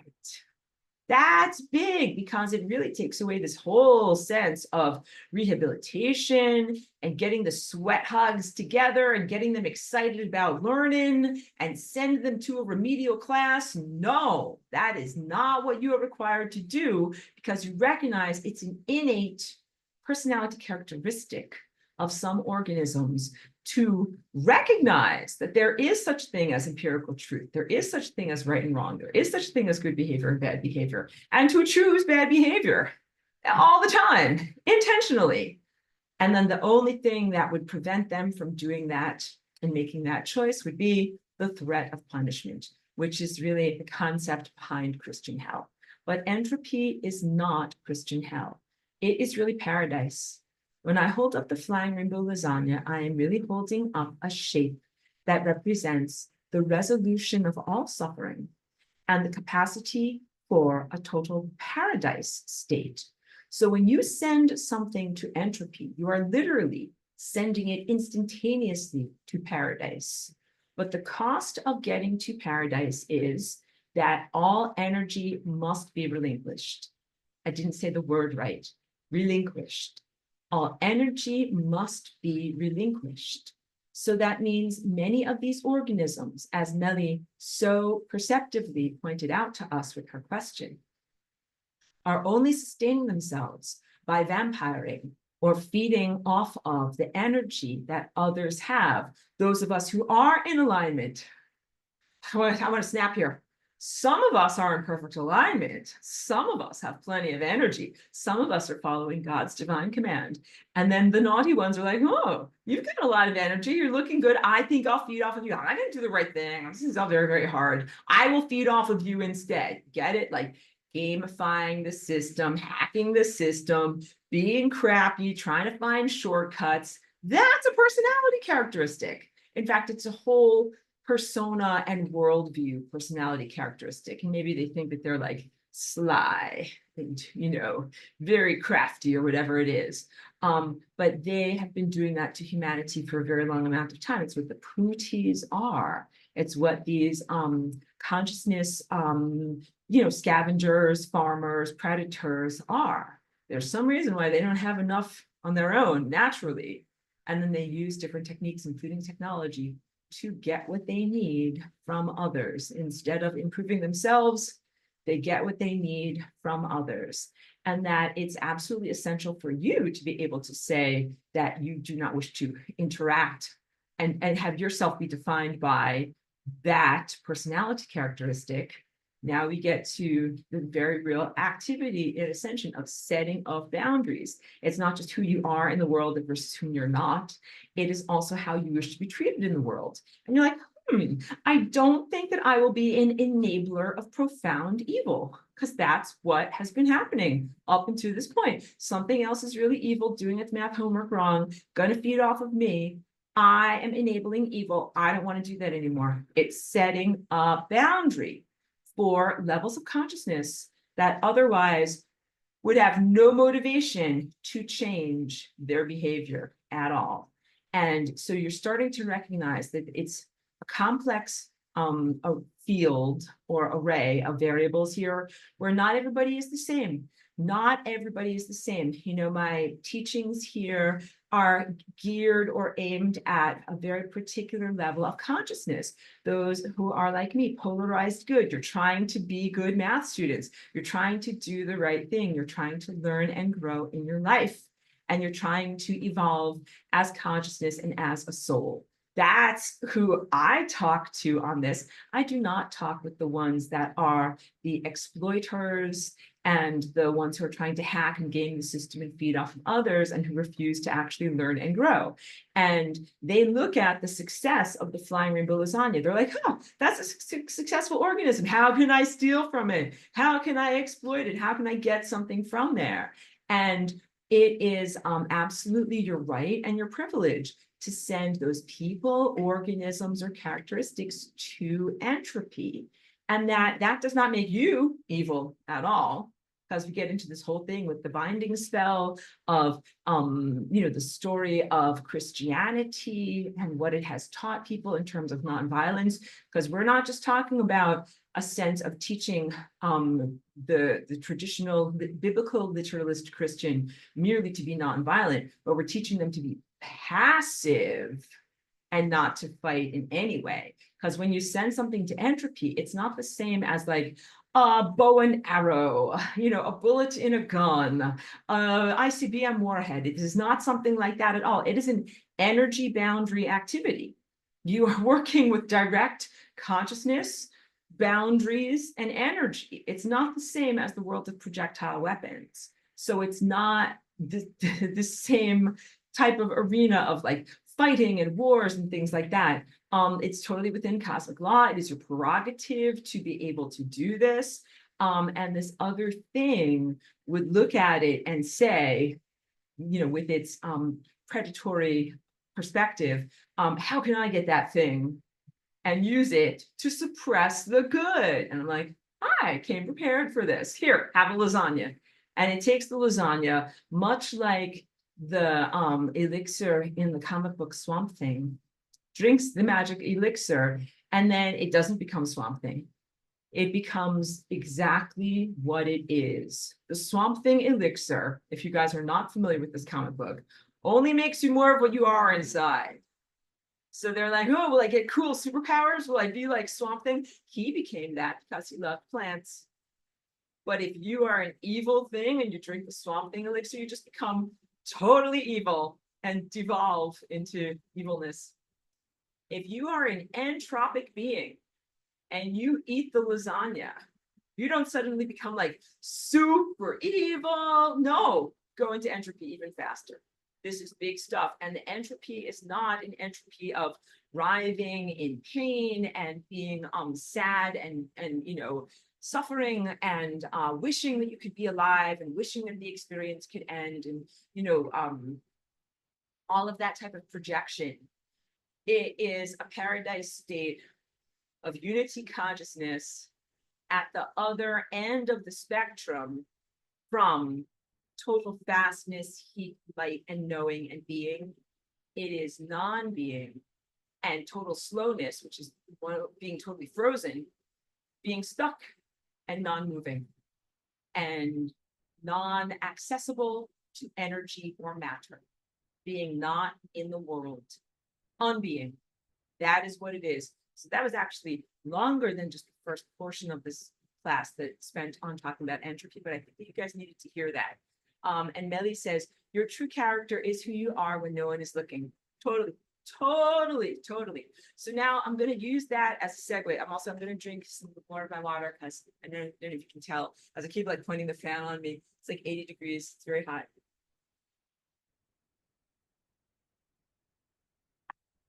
How experts do star travel and the sun and solar anatomy. Let me see if I have the right picture down here. Oh, I'm going to get scrolling during class. Wait, I'll pause. Time for drawing on the whiteboard. So my treadmill automatically stops.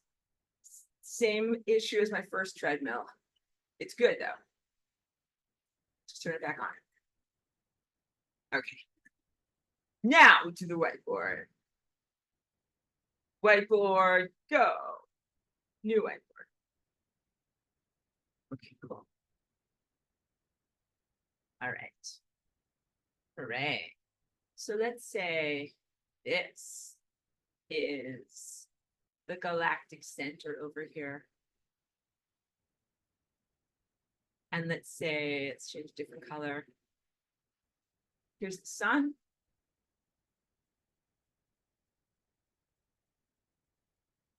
And then you can be this purple guy down here.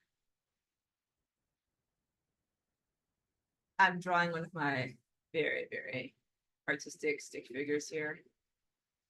Got it. Awesome. Thoughts in the mind of God.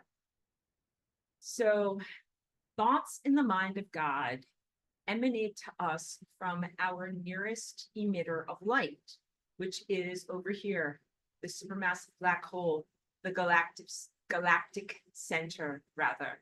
And that galactic center does not have to make the light traverse millions and millions of miles of space-time in order to be able to get to the sun and in a linear pattern, and then have the sun beam it to us in a linear pattern like this. If that happened, that would be such a long journey. It would be very ineffective and take millions or billions of years just for one signal to be able to get to us.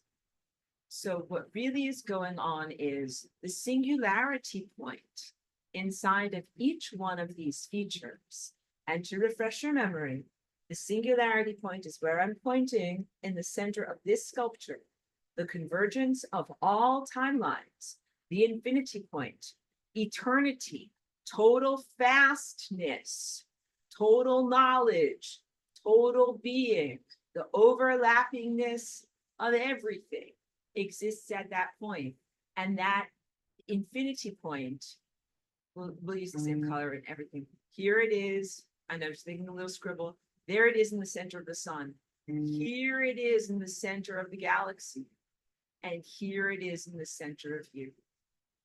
And all three of those things are actually overlapping. They're actually all in the same place. So I'm going to draw this drawing slightly differently for you. I'm going to go, there's the galactic center, and then here's the sun overlapping on the galactic center. And then here's you overlapping with the sun. And that what is happening on the sun in terms of coronal mass ejections and the emissions of the solar wind is directly analogous to what is happening in your own body form. That at the place where your spine meets your neck, meets your head. So like if I just drew some very, very basic anatomy and I said that this is like your spinal column, and then this is kind of like where your in profile, you know, your skull kind of comes up like this, and then here's kind of like your nose bone through here, and then here's the top of your head, right? This is where you have the sun inside of you. I should make it red. Have the sun inside of you. And when you do sun gazing, what you're really doing is connecting with the sun that is inside of you in there. But initially, as you cultivate yourself, it might feel like you're connecting with the sun that is out there, right? Here's the stick figure over here, and here's the sun over here. And you're like, I'm looking at this giant ball of consciousness, and I'm drawing it in, and I'm doing all this stuff, and then I'm sending the energy back, which is accurate. But what is more accurate, so the initial way of thinking of it is, okay, energy is coming to me from the sun, and also energy is coming to me from the earth. And it's all coming up, up, up, up, up in my spirals, And then eventually I'm going to go kapow, and I'm going to send that energy back to the sun, and I have a beautiful, you know, perfectly formed biofeedback loop. That is accurate. But what is more accurate is, I will stop this whiteboard. No, God, I don't know what I'm doing. Somebody help me. Okay, no, I need to go back to do a thing. Okay, I did the thing. I was scared, but I did it. Now I want to go to this picture over here. There's a picture. This is the one. All right. Oh, and this will be fun because you'll be able to see me. I just press buttons. You'll see. Cool. You can see me, but I should close this down. There we go. All right. So hopefully you'll be able to see me talking while I'm also gesturing. Oh, but did I lose the annotation? I lost the annotation because I wanted to be able to draw and stuff. Will you annotate for me? No. There will be no soup for you today. Sorry, there will be no soup for you. Let's try it again. Try it again. Okay. This time it's going to really work. This time, no, this. Hope you're laughing. Good. this, so let's say here is singularity that represents pure divine consciousness. That white dot that I just drew represents pure divine consciousness. And that dot actually exists here as well, in the center of your being. That would be the reproductive area. It also exists here as well, your solar plexus. That would be your intellectual area. It also exists here as well, the center of your heart, the center of your being. It exists here as well, the center of communication. And it exists here as well, where your Christ chakra meets your crown chakra. So if this is, let's change colors. It's starting to work for me, guys. The sun is over here. What you're really doing is drawing energy inward from the sun, but the sun is also over here. And it might be difficult for you to feel that level of anatomy because of all of the unpleasant things on my very unpleasant notebook. You can't see my unpleasant notebook. On this unpleasant notebook that I have written of the notebook of unmentionables over here in the tiny picture. It might be hard to connect with the sun because there's cloud cover. There's a bunch of cloud crapola that you can't see between you and the sun. But then maybe there is something neurologically that has been blocking you out. Let's choose a doo-doo color. Here's some doo-doo in your brain. I don't know if you can see that. Doo-doo in the brain that has been blocking out your solar connection and making it difficult to do this sun gazing. But please know that you must transcend doo-doo and make every effort to reconnect to the sun. That is like your mission in the world. So when you sun gaze, here is the energy pathway. You have energy that comes from the sun towards you through here. And you think of that as like this, there's a ball of light in the sky and I'm drawing it inward through either the top of my head or inward through my forehead, right? But also what you're doing in a non-literal allegory is drawing in energy from the world of ephemera, from the world of non-material objects. At the same time, you are drawing energy upward from the earth that you sit on. So you would think of this as like, oh, well, this is where I plant plants in my garden, where I'm scribbling in white. This is where I sit down with my lawn chair. This is where I put my butt on the ground, or this is where my foundation of my house goes. Yes, it is all of those things. But, and also this down here, this represents atoms, molecules, physicality structure, matter, and that includes other people and edifices of events that are in the physicality, in the realm of the five senses. And what you are doing in sun gazing is becoming a bridge of light between these two aspects of self. That is also a big example of the concept of what is flying rainbow lasagna. You know, I talked a lot about entropy today as like the bucket and the mop and the response to aberrances and things that should not even be in existence. But the flying rainbow lasagna is so joyfully and joyously something that is a bridge between the world of embodiment and physicality and the world of pure energy. Because one day you will have a world where you're not going to need a bucket and a mop. You will fix everything. Then you're not going to throw the flying rainbow lasagna away and be like, yeah, I'm done with you. You know, like Swiffer, sweeper, you can get out of here. I don't have to sweep anything up anymore. You're going to be like, wow, this is actually more than just a Swiffer sweeper. This can do all sorts of cool, fun things like bridging reality structures that weren't able to be bridged before. All right. When I do the sun gazing activity, I draw energy into me from the world of pure physicality. And that feels like an expansion at the level of the pelvis as energy starts to fill that, I want to say, receptacle of my body. And it also feels like an inward drawing through breath, breathing in with my nose and my sinuses, and also with my tendril of attention. Remember, you have the, let's change a different color here. You have your blue tendril of attention. Your attention. What do you pay attention to? You attend to whatever you're concentrating upon.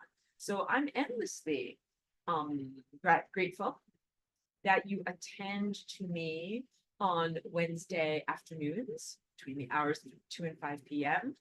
And some people catch the archive and attend to me in the recording. You're literally sending out your tendril of attention and receiving light information from me. I am a messenger. I'm an intermediary with the sun. I lasagna with the sun all the time. Jumping back and forth. That's what that means. Jumping back and forth really fast.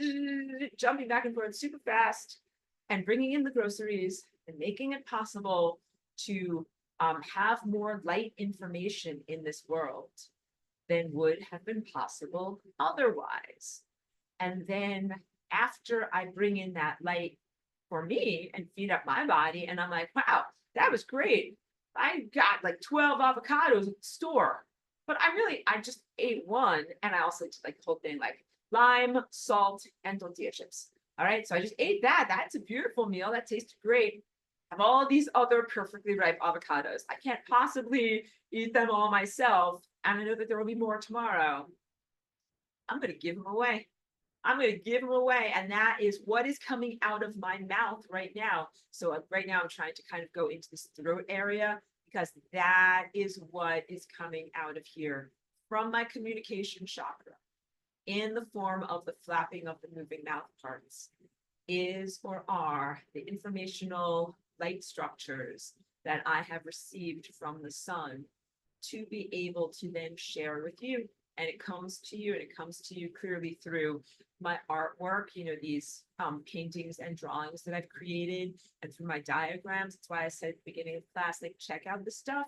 The whiteboards from 10 years ago, it's really, really super worth it because the things that I was drawing and painting are like fashions that will never go out of style. And the things that I'm talking about today, sometimes I will add in about how technology and the advancements of technology have been affecting your journey of consciousness. And I weave it all together so that it is the ripe avocados of today. The avocados of 10 years ago aren't rotten, but they need to be prepared and mushed with salt and lime so that way they taste perfect for what you're going through today, because information is relevant and contextual. And a big part also, I want to clear away some of these aspects of the drawing so that you can see when I get filled up with light energy. We'll go back to keep the sun, we're going to keep right there.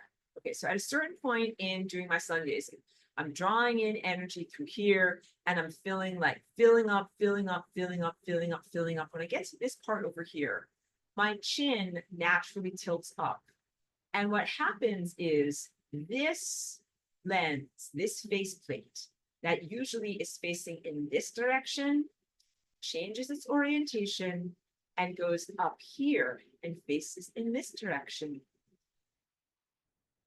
And I'm not only facing the sun, ball of light in the physical sky, I am also facing my own violet chakra. Let's draw that purple. So you're doing something that is a dance or a movement with your body that is literal physical allegory for what you're doing with your energy internally, which is taking all of that sexual energy from down here and directing it towards your DNA, which is your crown chakra, through your Christ chakra, which is definitely related to your tubulin and your mitochondria. All right? It's the activities of your light body. And then what do? You have an orgasmic release that is not the same as having an experience with a partner or in physical act of lovemaking, but it is cosmic lovemaking. You send your energy back to the sun. In your anatomy in here, that would be like sending your energy back into yourself, like that. And what you're really doing is making a loop because you're coming from down here and going up, and then sending it back into yourself over here. So that's what you're doing, but it's really coming from here. This is the galactic center. So here I'm trying to draw kind of like a galaxy with spiral arms. Kind of worked. That kind of looks like a galaxy. But here's the light energy, and it actually transmits directly to the sun in no time. And then it doesn't take 8 minutes for it to translate to you. It actually translates directly to you in no time. So you not only have the sun inside of you, you have the galaxy inside of you. Drawing it. Hold on, let's rewind. It's a lot of rewinding. Shoop, shoop. Let's even make that guy go inside of you, that white dot. That all of this is all inside of you. The dot of consciousness is inside of you. The sun is inside of you. And even the galactic center, the whole entire galaxy. Here we go. Galaxy head over here. Whole entire galaxy is inside of you. And that is what the act of sun gazing is. It is a responsible, co-creative act that has to do with utilizing your glandular structure of your physical somatic body, along with your time body, to generate, co-create, sustain, and fine-tune the event structures of reality. And this relates to what I talked about last week in class. You're giving energy back to the sun and the stars as a feedback loop, as a biofeedback loop, to be able to help the sun know through like echolocation, what are the event structures on Earth doing? The sun is just like jamming, playing, bebopping, energy is coming out, energy is coming out, and the sun does not even necessarily know. What is it like for us in this perspective as the experiencer? We must give that very, very valuable perspective in the form of the feedback loop. That's like saying, I need to feel the bottoms of my feet so that I can tell, like, where are my feet in space? Like, where are my toes? Where is my balance? What is my body doing? We are the photonic feelers of the sun and the stars. And we need to be able to give back feedback to the sun and stars. Like if I'm wearing shoes and I feel like pressure underneath my feet, I can say I feel like I'm walking on a smooth, flat surface. But maybe you're walking on something that's like jaggedy and has, dangerous surfaces on it. You can give that feedback. Your feet say like, no, like I'm walking on something wobbly and possibly sharp. It feels dangerous down here. You got it? And last week I talked about the events of your life. Like if you're about to hit a brick wall, like you're driving with your car and you're like spinning out of control, you're like talking to the sun. You're like, I'm here. Everything is very screwed up. I'm about to die. Help. Like that's like when your feet give you that feedback. Like I'm walking on broken glass. It's very dangerous. Something needs to change. And the sun is not an inattentive or uncaring, giant creator God that's like, screw you, tiny human. I care nothing for you or your problems. Like figure it out yourself. The sun is like, like I'm you and you're me. I care about you a lot. Let me fix it. Let me fix it as much as I possibly can. And that is really how some of these life-affirming miracles happen. There's a lovely participant in my classes who is here like several years ago. And she said that she was driving to her Sunday morning job at the farmer's market. And she was on one of these multi-lane roads. And that she saw this car was coming into her lane. And she did the flying rainbow lasagna really super fast. And what she saw was an overlapping of two reality structures. One in which the car was going to crash into her. And one in which she simply moved out of that lane and the car did not crash into her. And she occupied that reality structure. She did that immediate, spontaneous lasagna, the rewriting of the menu of reality in order to, avoid horrible injury and in order to preserve longevity of events and in order to preserve life. Because what you need to know is, like, life is very sacred and that what we should be doing is moving towards things that keep us alive and healthy. So if you're wondering, like, what are the parameters? Like, how do I know which direction to lasagna? What is considered good stuff? What should I be working on here? The thing is, what are the time events that keep you alive? And these are not random things. And it's not always about what you eat, because there's a lot of food shaming that's going on. You should make good choices about what you eat, but it's not just about always eat this and never eat this. It's about the decision making that you do throughout your day. So, if you're like, I only eat salad, and you're on your way to drive to buy your salad and you get creamed by a truck, then that means, whatever, truck flattens you on the road. Then that was not a healthy choice, because you didn't know that it would be a car accident when you went out to get your beautiful, healthy food, right? So making the right choices for the things that are within your control in your life are how you navigate the time field towards longevity and coherence. And this is you. You're like, Laura, how am I supposed to know when it's safe to go to the grocery store? When am I going to get hit by a truck? And the answer is, got to cultivate your higher faculties.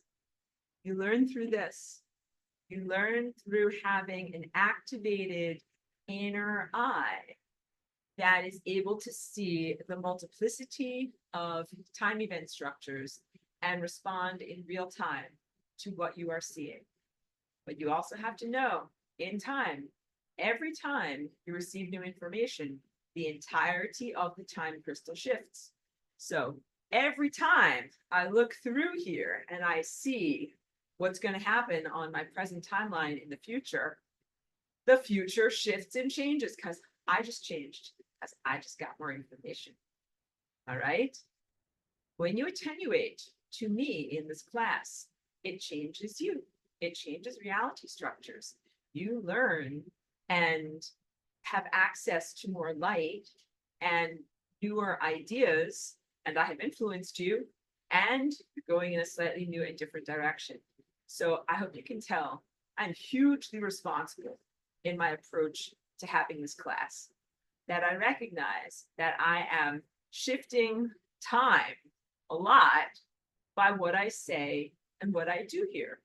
So although I am occasionally lighthearted and sometimes will sing show tunes or other silly songs, I recognize and try to choose my words very carefully and to present the information as accurately as I possibly can, so that you have the best options available to you in navigating your unique view of the time field.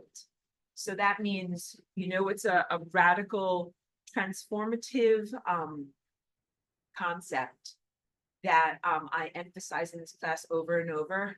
This concept of, this is your time body, these are your chakras that are all up and down your body, and that depends upon if you are in perfect alignment with this timeline or if you're tilted at an angle, that those represent two different states of health and longevity and coherence. And that this is a moving, shifting structure that has, a swirly nature to it. And that this central convergence here, it is your source and it is also your destination. Those are transformative concepts to embody. And even when I call this the source, but I also call this the destination, I hope you get that is important stuff, because you guys are not the stuff that is going to entropy. The stuff that's going to entropy could call that singularity point the source accurately. But for that stuff, it would not be the destination, because it is not able to go back there, because it is never going to get back to light speed, because it made crucial choices that equate to wrong math. And once the math gets really, really wrong, it is not possible for those things to get back on track and get back. So I tell you it's the source, and I tell you it is also your destination, because I'm encouraging you to identify with and claim as self the aspects of you that remain capacitated to get re-energized to light speed. And you make a choice in your own being. What are the things that are the real me? What are the things that are not the real me? What are the things that are cultural overlays? What are the things that have been technologically implanted or stimulated artificially into existence through you? And those things that are not the real you, you absolutely have a mandate, or you are ordained to be able to send them to entropy in your own body.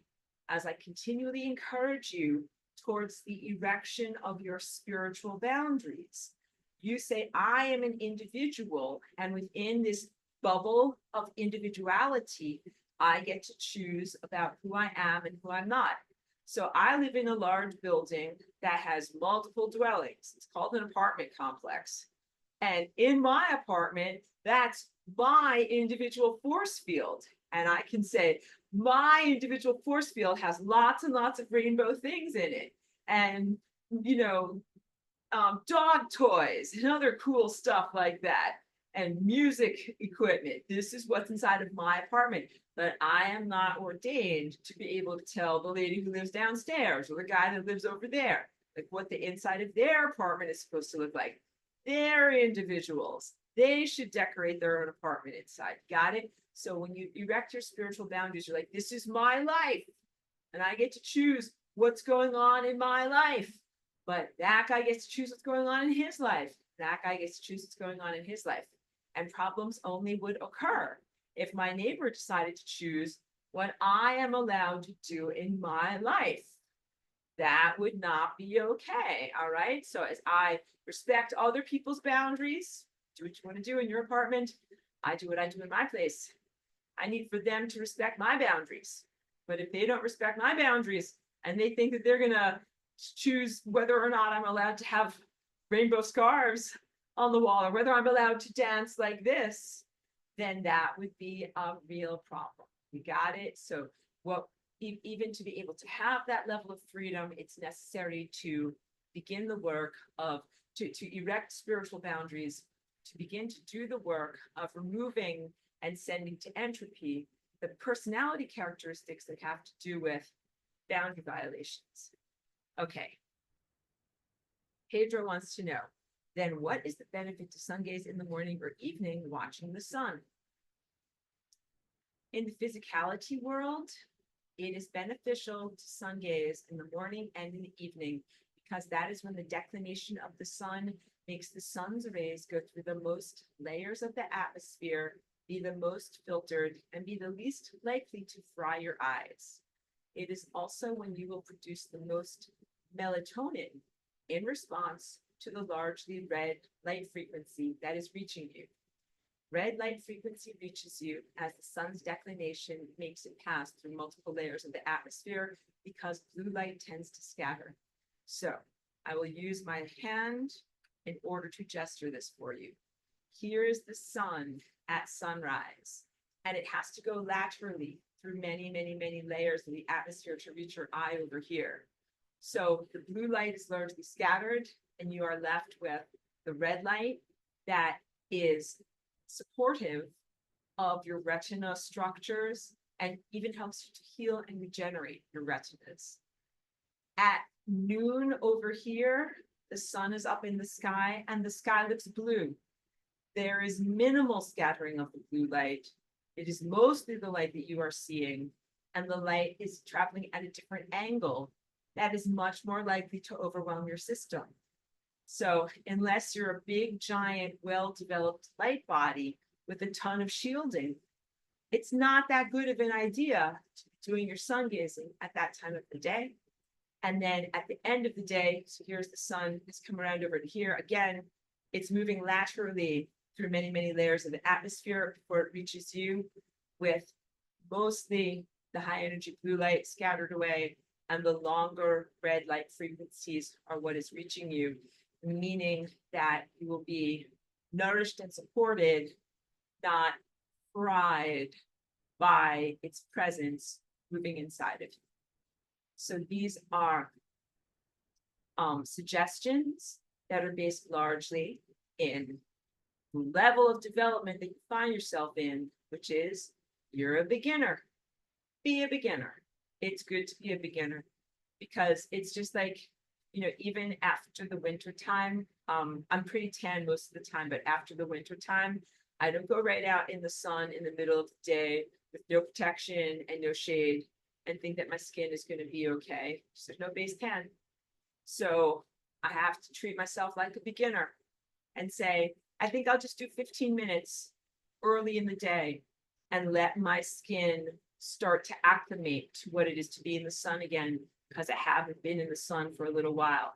I haven't received this level of information through my skin in a little while, so I'm going to have to reacclimate. You guys are all acclimating and reacclimating at receiving high levels of information through your mind's eye, through the inner sun, directly through your energy field, not using the intermediary of food. Okay?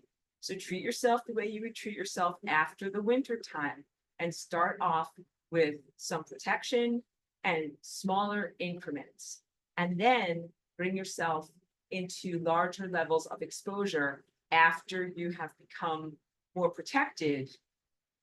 Melanin and melatonin sound almost the same. They're not exactly the same, but melatonin is a protectant. It's not just a sleep chemical. And melanin, created up by the melanocytes that are subcutaneous in your body, is absolutely a skin protection, and it's also stored up sunlight. It's the brownish pigment that comes forward when we are in the presence of the sun. It's amazing. I mean, everybody takes this for granted, but it is a beautiful thing that this happens for us. We are literally solar powered light beings, and our body shows that to us all the time.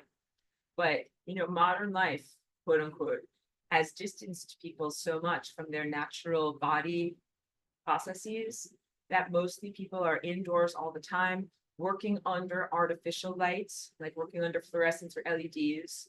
Mostly people are also in front of the blue lights of computers. I've already told you this, but I'll tell you again. Yellow shift your electronics, guys. It will help your eyesight so that you will not fry your eyes. All right, just please do this. It takes 1 second and it will save you so much suffering. So on my computer is Apple. What I do is I go to settings, display and brightness, and then it says night shift. Just click on enable manually. I do that every morning, because when I turn on my computer every morning, because this is me, getting up in my pajamas, people that saw me at the retreat know what I look like in the morning in my pajamas. My eyes are not fully open. I have my coffee here and turning on my stuff so I can make my music. And I turn on the computer and I'm like, like, what is that light? It's like, it's so bright, it's frying my eyes. And the first thing I do, settings, yellow shift, enable, click it. And then I'm like, oh, that feels so much better. You can get a pair of those kind of blue, black, or orange looking sunglasses too. That also works. But I don't like having a cage on my face. That's why it's just not that comfortable for me to have to wear glasses all the time. So I yellow shift that, and I yellow shift my phone, and I yellow shift anything that I'm using, unless I'm doing some kind of an art project where it requires me to be able to see what I'm actually painting and have an accurate read of those colors, unless I'm doing like Photoshop or some art project or whatever. But just for regular administrative tasks and most of the things that I do, I yellow shift it, and it will really help you. And this will also help your sleep cycle. Have you ever thought about why does Netflix keep you awake at night? I watch Netflix.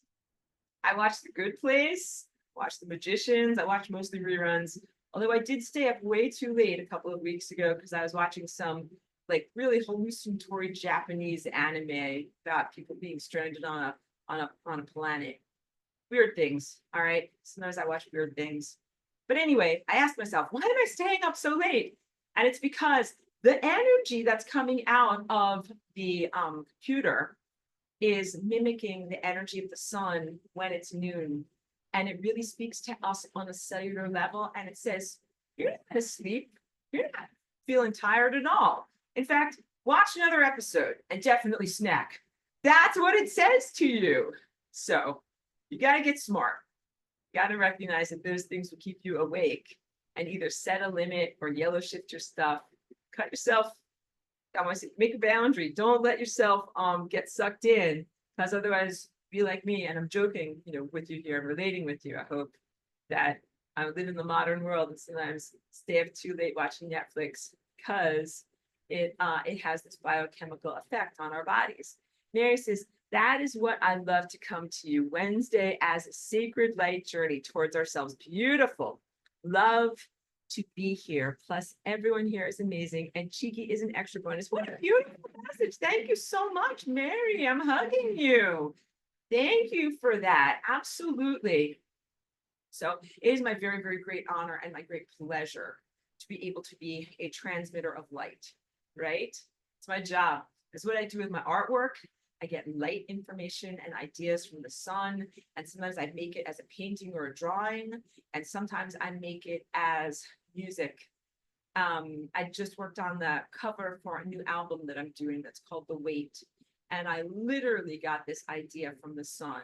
I'm like, I'm going to take a picture of the sun, and that's going to be the beginning. And I could see how what I wanted it to look like these dancers like arabesquing around the sun. And of course, like it came out differently than how I initially saw it in my mind. But I was as, true to form and to the feeling of it as I could.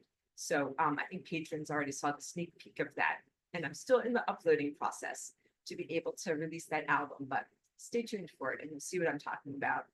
I love the sun. On days when it's very cloudy, especially on days when there's spray days, and it's really blocked out, I feel very like this. Like, no, but I do everything anyway. But on sunny days, I feel like this. I'm like, oh, it's a sunny day. We can do everything.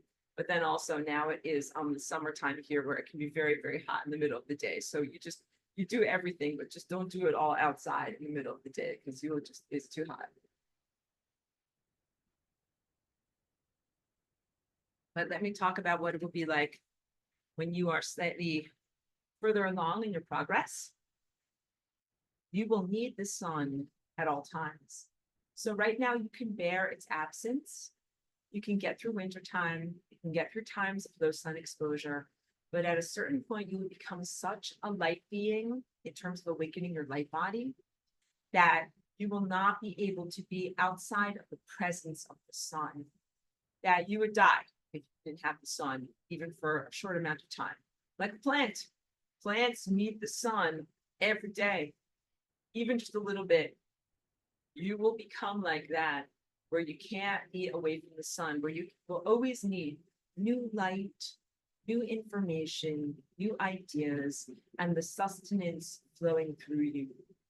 It is part of what it is to become enlightened. And what has been done in this world in terms of blocking out light from your eyes, blocking out sustenance of light, removal of light from the food supply, and then the introduction of false light, which are false ideas and lies and propaganda. And this stuff in the body has tons of false light. These things especially have little tiny fake lights inside of them. They look like little LED flashlights. It's crazy, flashing around inside of people's bodies. When I say it's crazy, I'm exclaiming, but I am not decrying. And I'm exclaiming, I'm decrying, but I'm not denying. Because actually I know a lot of targeted individuals, and that's why they're taking all these pictures. They're like, I think guess what came out of my skin? Look at this. Blah. And some people would be like, no, you're crazy. You're making it all up. And I'm like, no, you're not crazy. That stuff is really in the entire population, including squirrels in the park. And you can go back a couple of videos ago of mine, and you can find the link to a particular, I think it was on Rumble or Odyssey. It was an alternative media. Wonderful live blood culture, being able to show the fibers assembling the gels, which have little tiny fake lights, tiny Christmas lights inside of them. They ain't fairies, is what I'm trying to say. There's something very evil and bad. They are not fairy lights that are inside of people. And then there's also more in terms of the agenda for LiDAR or Li-Fi. Wi-Fi is the transmission of information through these wireless frequencies. The Li-Fi is transmission of information through light-activated frequencies, and it requires the retro-engineered genetic modification of the subject, that would be you, in having certain genes that have to do with phosphorescence, like from a lightning bug, spliced into the genetic code that then responds to the light codes that are being sent from an artificial light source, like an LED light bulb. And that's why the push for LED and away from incandescent. And that's why I am like, only incandescent, only incandescent. So here are some things that you can do to help your light body grow. In your home where you're in charge, get rid of all LEDs and all the compact fluorescent bulbs and don't use them. And instead use old-fashioned incandescent bulbs. And I buy them from, you know, some small store on eBay. You can find them. They are out there. And yellow shift all of your electronics. And I also use the chicken light. And the chicken light that I got is called that because it's like an actual big giant red bulb that emits actual heat, which is infrared, which is a different level of light that we feel as heat, but which is light that is non-optical light. And it is informative to us and to our bodies. And that light information in the form of heat that is infrared absolutely goes into your body.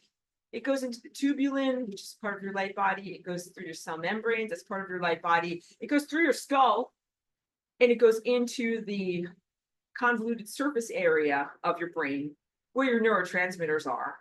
And it is healing in doing so. It goes into your spine. It penetrates at least 8 centimeters into your body. So if you do it on the front of your body, then you do it on the back of your body, you're a light sandwich, and you have definitely saturated yourself with your whatever, you know, the ketchup on the top bun and the ketchup on the bottom bun. Put it all inside of you, reach the insides. I do that all the time because I'm getting light into my intestinal tract. I'm getting light into my heart. I'm getting light into my spine. Do it all over your whole body, but do not set yourself on fire by using the chicken light because it is hot. Don't burn yourself. Don't knock over your light stand, and don't harm your pets or your children because it is a delicate piece of equipment that you don't want it to get burned or whatever. But these are all feeding your light body activities that are essential. Melly says, our bodies are designed to directly interface with photonic light. Yes. In the 60s, a person named Bong Kim discovered a network deep inside the body all over the surfaces of major organs that can only be observed with the fluorescent microscope. And this is a system of conductors for photonic light where liquid flows, which is used to form the stem cells. Beautiful. They are called the Bonghan, B-O-N-G-H-A-N ducts, D-U-T-C-S, and are literally microscopic photonic light eaters to feed our cells. Beautiful. Thank you for that, Melly. So I learned something. I'm going to go research Bonghan ducts, and we're going to see what we can learn about that. Thank you for educating me. Thank you for giving light to me. You just gave me some avocados. I'm going to go eat them. I'm going to learn about that because I love learning about these things. I'm very intuitive about my body. I'm a walk-in, so I've always had things that I'm learning about. I'm like, oh, what's that? What's that in the body? What does that body part do? And I'm always learning about anatomy, and I'm always learning about what are the names of things. So I'm very excited to learn more. I only learned about the structure that is known as tubulin or microtubulin maybe about 6 months or so ago. So I'm always learning about what is actually happening in the body. But I've had my light body activated, you know, pretty much for the whole entire time that I've been here. I've been a sun gazer the whole time that I've been here. And I will tell you, it's just gotten very difficult because the frequencies that come off of Wi-Fi, LED lights, and the larger towers and emitters are antithesis. They're antithetical to the healthy functioning of our light body. So I now find that I have to, since that technology has come into our world, I have to do all of these things that are effortful that I used to be able to just connect with the sun really easily without having to effort. And it's because we've had all of this corruption in the frequencies of our world. So it won't always be that way, but it's been that way right now. Mary says, I am sun gazing as you speak, just seeing a lot of rainbow Taurus ecliptic lines. Beautiful, beautiful. And when I sun gaze, and I encourage you in sun gazing as well, It's not usually a verbal conversation. So I don't really talk to the sun and say like, good morning, sun. How are you today? Here's what happened. Like that old show, Mork from Ork, when he would talk to his commander Orson and say, today I did this, and then this happened, and then this happened, and this happened. Okay, signing off. See you later. That is not what our conversations are like. Our conversations are like this. This is me, this is the sun, and I'm like, and the sun's like, and I'm like, we vibrate back and forth in this light code way. And when I do my music, I connect with the sun a lot, where like I'm putting down some percussion and I'm playing and playing and playing, and then I hear the sun, and then I play in response to the sun and add more layers. So it's a non-linguistic form of communication that is happening. Lan says, and thank you for being here, because I know that you have a heavy schedule too, says there's creepy extreme purple streetlights appearing in the city. And I think that you're talking about Phoenix. Someone told me it was an accident. Purple is simply because they ran out of other colors. I get such a creepy feeling from them. Do you believe that story? No, I totally don't believe that story. I think that many of the new LED streetlights that are being put up, because mostly what they have for streetlights are sodium vapor, which is that kind of pinkish color that you'll see in most commercial parking lots. And they are not very energy efficient. And so some places are saying that they want to put up LEDs because it's super blah, blah, environmentally efficient. But a lot of times what they're doing is hiding surreptitious 5G emitters in the housing. So they're using the opportunity to shift or upgrade their equipment to LEDs as an opportunity to put in a little extra something, some extra sprinkles on top that nobody really asked for, that are these 5G antennae. And it's for the expectation of being able to power up an entire weaponized anti-consciousness grid in various communities. So that's part of what's going on, but you're just talking about the optical light and how it looks and whether or not it is pleasing to your eye. And I don't know why they would choose purple. It's a good question. I know that they have been doing some things in some communities for less light pollution, meaning that that way there would be less glare. But you know, it's the ultimate light pollution. The star poop satellites. They're the ultimate light polluters.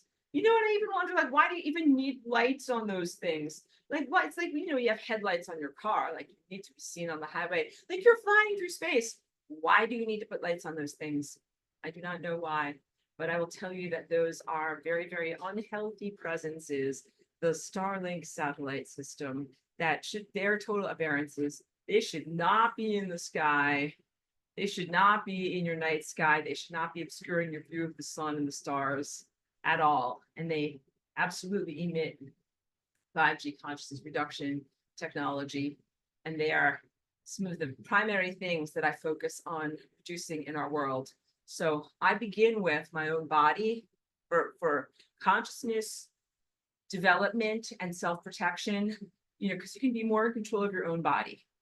Focus on taking this stuff out of your body and reawakening your pineal gland with natural sun gazing. But once you get your powers online, sky's the limit. Sky, literally, limit, guys. And you can do a lot to remove technology that should not be there. That's all I will say. And Steve wants to know, is your infrared light on the entire night? I do leave it on the entire night.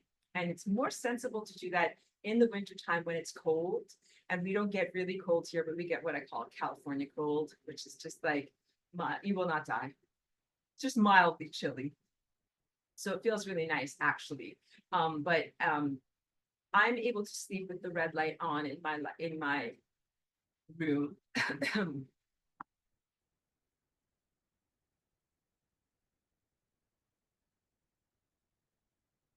It's not too hard for me to sleep. Some people need total blackout conditions to sleep, but I'm okay with keeping the light on because it's kind of bright. But I don't always have it faced directly onto me. Like I will sometimes tilt the stand so that it's kind of tilted away from me. And so I'm not going to knock it over when I wildly flail and dance at night in my dreams, which I do. And my dog doesn't always like it being on, but she's got underneath the bed where she sometimes will go. She's like, you're crazy. Like you're watching Netflix, you got this red light going here, lasagnaing all the time. Just gonna go underneath the bed for a nice little quiet moment alone. Um, but in the summertime, it's less practical to keep the red light on, of course, because it actually does make a lot of heat and make it very warm. So you might want to just choose about whether you balance that out, about whether you want to have a fan on, whether you want to have the red light on, whether you want to spend the money for air conditioning and then also be heating yourself up with an infrared red light. But some nights when I did not have my red light on, I got those implanted garbage dreams. I was like, oh, the red light keeps away the garbage dreams. I think I like the red light on. Yeah, so that has just become my nightly ritual. My nightly ritual is ideally, I do not watch hallucinatory anime until 1 in the morning. That was a very rare case. Mostly what I do is I have like the Tibetan salt lamp going and my infrared lamp going. And after, like bathing and self-care and things like that, I put on a topical melatonin cream on my body, which is just powdered melatonin that is mixed into, like a nice whatever, like moisturizer cream. And I put that on and definitely get underneath my red infrared light and try to like listen to headphones or do something like that. That is all of these things are giving you like the time for your body to unwind and come out of being very active and doing a lot of things and stimulated and going into a lower stimulus environment. And then after a little while, you should feel tired and be like, okay, now I will turn off my music, get into bed, and like do all the things that are like really going into real sleep. As opposed to, like staying awake until 12 or 1, like in a room that's very, very brightly lit with lots and lots of TV going, eating lots and lots of sugar and snacks. And then you're like, okay, we turn off the TV. Now go to bed and crash, like face down. Like that is not the ideal way to do things. So ideally you have kind of like an hour of time where you kind of wind down and then actually go into bed and go into your sleeping. But I recognize not everybody has full control over their environment. And I also recognize not everybody has full control over their schedule. So these are things you're just always going to try to optimize. Sometimes I've been very in control of my life. Sometimes my life has been, yeah, you got it, gyrating wildly out of control. I always did the best I could. That is all that you do. You do the best you can.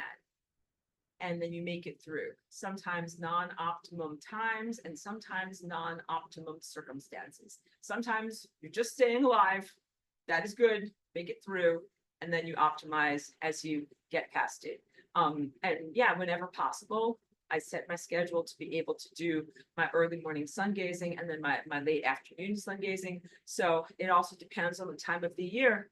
Like now where I presently live here, I do get a good view of the sun early and late because later in the day it'll come in through that window and I can kind of sit here in my my music space and stare up at it, kind of be in my space. And I like to listen to music while I do my sun gazing. And most of the music I like to listen to is instrumental, and mostly I listen to my own stuff. And it's why I find words to be just a little bit distracting while you're in that process. Because so I'll return to the curriculum a little bit to describe this to you. When you're in the process of sun gazing and you're doing this conscious reality creation, you really do have to be very mindful of what you're thinking of in that moment, because what you're thinking of in that moment will become manifested, a la the Stay Puft Marshmallow Man. Don't think about the things that you don't want to have happen. They will happen. If you think about stuff that you don't want to have happen, you can have a little code word. You can say something like cancel and clear, or you can imagine you are erasing it away, or you can imagine that you are kind of like sucking that back in, like imagine ink being sucked back into your pen or paint being sucked back into your paintbrush. Like, whoops, I didn't mean to do that. Just try that again. Because anybody, you can be distracted, have an errant mind. Mistakes happen is what I'm trying to say. So don't think that it's all done in indelible ink and that you know, you're gonna die horribly because you thought the wrong thought one time during sungazing. Batting averages, so that means that what you're doing is trying to overall have a conscious maneuver when you do sun gazing with the sun. And also, I didn't tell you enough about like the alley-oop, which is when, so I'll just kind of like balance on my treadmill here so that I can kind of show this to you. So I'm breathing in, I breathe in the sun, like inward through my sinuses here, but also inward through my sinuses here. And I really swallow it down the back of my throat in order to bring it inside of me. And I'm bringing upward from the sun, from the earth also. And it's starting to come up, it's starting to come up. And I'll breathe in many times over the course of several minutes and feel this rising, right? At a certain point, your chin will naturally tilt upward. Your chin will naturally tilt upward. And this is when this comes upward and begins to be pointing up like that, right? And when you do that, I don't play basketball, but there's this maneuver that is the alley-oop, where you kind of swish, kind of jump up and get that ball into the hoop, swish, alley-oop. That's the only way I can describe it to you, that the energy is going to come up and out of you and get to the sun and swish into the basket. And you're going to make that connection. And it's a feeling state. So that's the best verbal description and analogy I can give to you. Work on it. It's a feeling state. You also have the sanctity of practice space to be able to do it. Because if you do it wrong, you will not fall off the face of the earth. The earth will not incinerate itself. But you need time to practice to be able to learn how to do that. And then the other thing is, let's just draw a little bit more about crossing points, magnetic field crossing points, so that way you can comprehend what's going on with the sun and solar radiation. I have to press a button. I hope you guys are laughing. Okay. So we got the whiteboard, we got the pencil. So let's draw. Here's the sun. No, wrong color. We'll get there, guys. The color has to be the right color. Okay, here's the sun. And the sun has its own big, giant toroidal energy field. But this is the heliosphere. And it's actually so big that it comprises the entire solar system. All right. So this is object not drawn to scale. But just understand that's how big this thing is around the sun. And then let's draw the earth. All right, so this is, again, object not drawn to scale, but this is the earth. And we'll make just like a little tiny circle here. Smallest one I can draw. That's not really a circle. You know, it's hard. I'm going to cry. That's terrible. But just pretend that's earth. All right. And then this will be Earth's magnetosphere. Earth's magnetosphere. Maybe it's this big. All right. Probably not even that big compared to the sun. And it's supposed to be a perfect torus. None of this really looks good. But these two things come together in magnetic field crossing points, where you might have an emanation from the sun that's kind of going like this, that goes like that, and you have a crossing point over here. And that's where I put that X. Although the physical bodies, let's get a color here. The physical surface of the sun is here. And the physical surface of the earth is here. These two things are not connected physically, but non-physically through their magnetic field lines. They're connecting right over here. And that means that when the sun emits either a radiation explosion, so here's, just choosing the color, here's a big orange radiation explosion, but it's going in this direction over here. It's not here. Here it is going over to Earth. That's not what it does all the time. Sometimes it does, but sometimes it goes all the way over here. And then sometimes what happens is Earth will rotate into that direction as it is on its orbit. Sometimes the Earth will rotate into that direction. Be like, oh, look, I'm getting a proton stream. I'm flying through the sun's mass ejection over here. That's sometimes what happens. And again, that is to protect you so you don't get fried. Sun is like, here's a bunch of information. It's really, really loud. And then it's like, I'm going to let Earth just kind of like take a little bit of that. They call it a glancing blow, just a little bit of that. All right. But then sometimes what happens is, let's say, here's some solar information that comes out and it just comes out this far. It's not super going to fry you or anything like that, but it only comes out this far.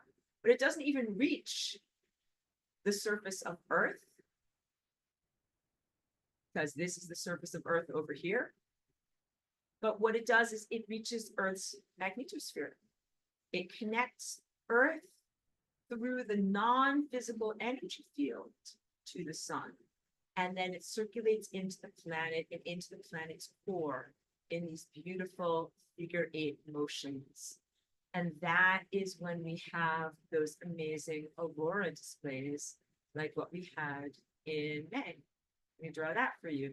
This is a very rough drawing of what the aurora display becomes, because then that is that circle of purple energy up there as a ton of energy is coming into the planetary architecture, and it is kind of shunted through this protective force field to the top and the bottom of the planet. All right. So these are thoughts. These are thoughts from the sun. The sun is sending out all of these thoughts. It is sending out these thoughts in the form of light and photonic information and in the form of energy, timelines, possibilities, and probabilities. It sometimes corrects what's going on. That's what those coronal mass ejections are. That's a big giant sun correction. Sometimes those coronal mass ejections are like this, and then they come into Earth's core, and they literally change all of the timelines and event structures that are going on in Earth's core. And I always look at these as hugely positive events that are happening.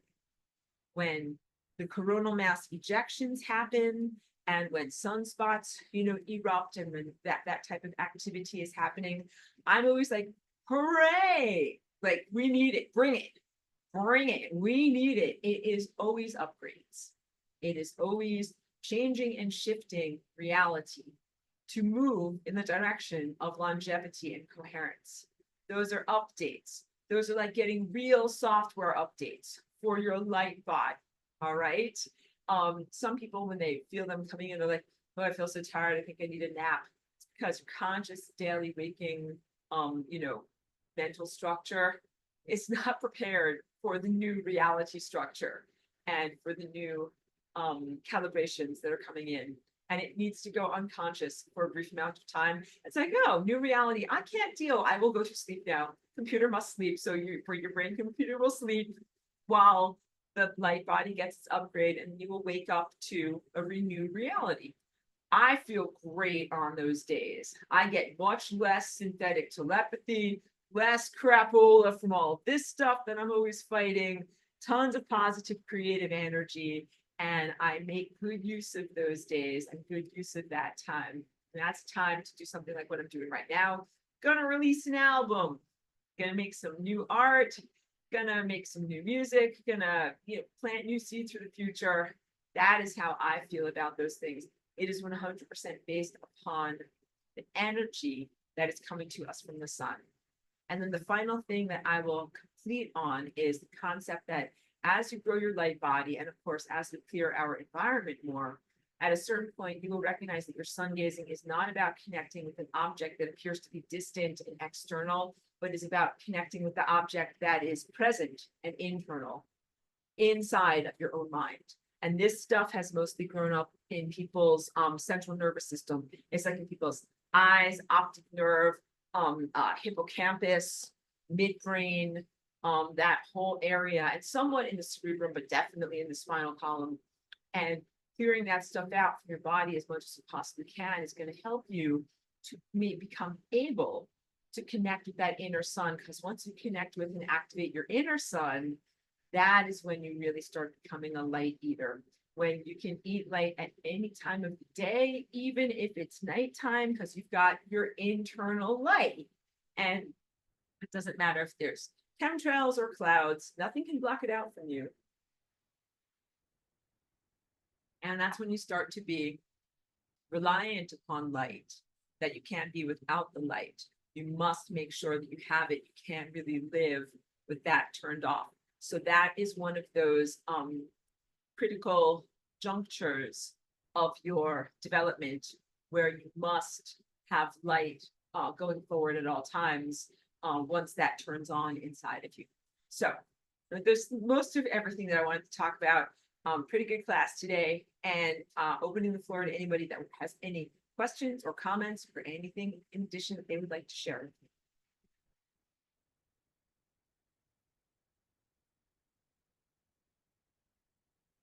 And if not, it's totally fine. I do like to give people a moment to write things down or to ask a question by unmuting. Allison says, like meditation, sun gazing is subtle yet profound. Absolutely. Meditation and sun gazing are two halves of the same coin, because the meditation is a big part of the self-control that is needed in the moment of sun gazing to not think of the Stay Puft Marshmallow Man. Only think of the things that you want to. Yeah. So simplicity, but very profound, deep stuff. Soon we're going to take someone for a WALK. Someone's going to go to the PARK. She can spell. She knows what I'm spelling. Oh, and then so also, I'm going to be doing a very informal roundtable with Allison and Charlie B scheduled for this Friday. That is about the show named Devs, DEVS, that I did watch. That I just can say I have a lot to process on this show, its topics and everything that was in there. So I wanted to invite people who are interested in that to reach out to me by email if you would like to be a part of the recording. That will be at 12 noon on Friday. Then just reach out to me and I'll be sure to send you the links that you can be there for that. But me and Charlie and Allison are going to watch. Well, we've already watched the show. We're going to talk about it. But if you want to have time between now and then to be able to watch some of that show and know what we're talking about, you're absolutely welcome to do so. And then you want to be able to be there when we're actually doing the recording, I'm open to that as well. So just contact me with your interest. And it's a really fascinating show that the topics that we're going to cover have a lot and complement this very well. Free will versus determinism, artificial intelligence influencing human cognitive behavior and human cognitive worldview and human creativity, personal responsibility, the amount of that you're responsible to yourself as an individual versus how much you're responsible to others, time, multiverse, multiple timelines, and many other things too. Deep topics that were explored in that show that I think is going to be a great conversation. Pedro says, can't wait till the end. I'm running out of battery charge. Love the lasagna. Have a beautiful night then, Pedro, because I'm going to take my dog for a walk. We're going to go to the park. Mitch says, what? Oh, you wanted to know what it was? What was the show? And Allison says, Devs. DEVS. So, of course, like I'm not an endorser of any media stuff because a lot of it's, there's weird stuff and there's violence in this show. That's why I have a lot to process. Someone's gonna have to hold my hand. I hugged Cheeky a lot. I was like, gee, this show is scary. She could hear me watching. I'm like, I'm scared. Physicist, this is from Melly says, physicist Fritz Albert Popp, biophoton researcher, states that light is constantly absorbed and re-emitted by DNA molecules within each cell's nucleus. These biophotons create a dynamic, coherent web of light. This is what the nano poop is going after. You got it. You are so well versed. Thank you so much for sharing that with us. And that's another thing that you guys can research. There's the microtubulin, the work of Dr. Klinghardt. And then I think that Klinghardt was very influenced and inspired or uplifted by physicist Fritz Albert Popp, P-O-P-P. I think that they are maybe from the same country or from the same area of the world. Yeah, and Allison is saying DEVS. It's a series. It's like an eight-part series. So, and I will tell you, like, it's very well done. and has lots of cool everythings to look at and a beautiful soundtrack. Like whatever they did some kind of compression on the sound for that song, for all the music for that just makes it very nice to listen to. Because there's all sorts of tricks you can do as a musician to make something just sound like like so luscious. It's so great. So you'll hear some of your favorite songs, you know, done by pop singers, but they really amp it up and make it sound great. Worthy delve, but dark stuff with some weird violence. So I was scared, but we're going to talk all about it on Friday. And then, of course, I will share the result, the archived result with that. So that's it. Melly says so much love to you, beautiful Aurora and Miss Chiquita. Thank you so much. Love received and love back to you, Melly. I'm going to go hug Cheeky. Cheeky needs to get outside in the sun, and so do I. Oh, and one other thing, if you guys were, because I was putting on my sun protectant this morning, and if you guys were wondering about that, because you know I'm always an advocate for sun gazing. I want you to do safe sun gazing. So when I do that, I usually have my eyes either mostly closed or fully closed. Infrared still penetrates your eyes and your skull. You don't have to stare directly at the sun. You can do that if you're an expert. You have to work your way up to it.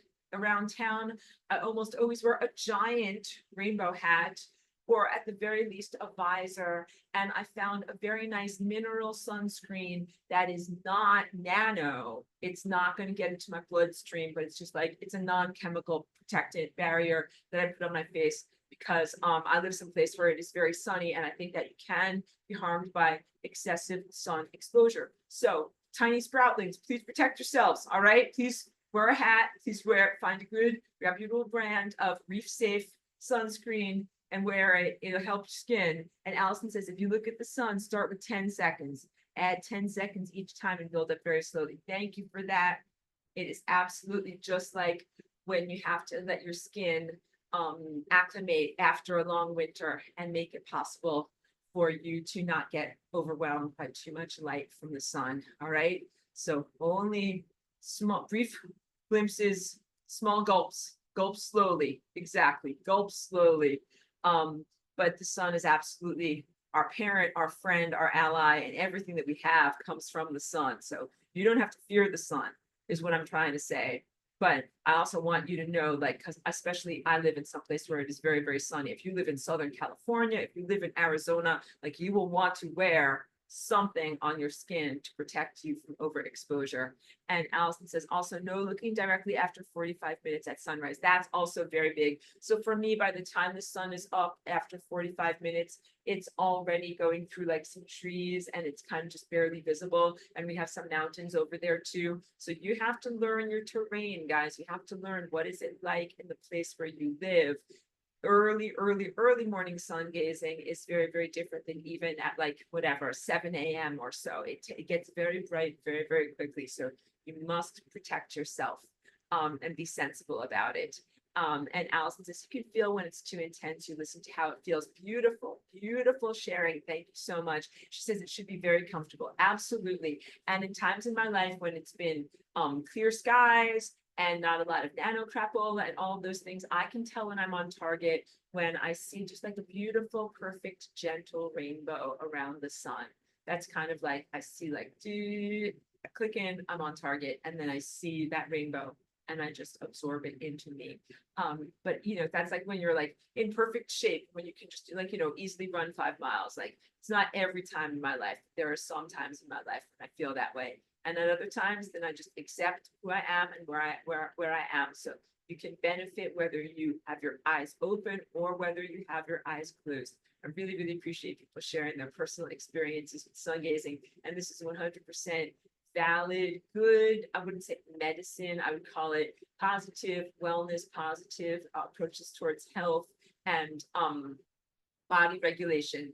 It helps to regulate so many things, including your metabolism, fat loss, reproductive health, especially for women. Like it can help to regulate your menstrual cycle and bring up fertility. And it is huge on cognitive ability. It is huge on mental emotional balance, like keeping your emotions in a peaceful state.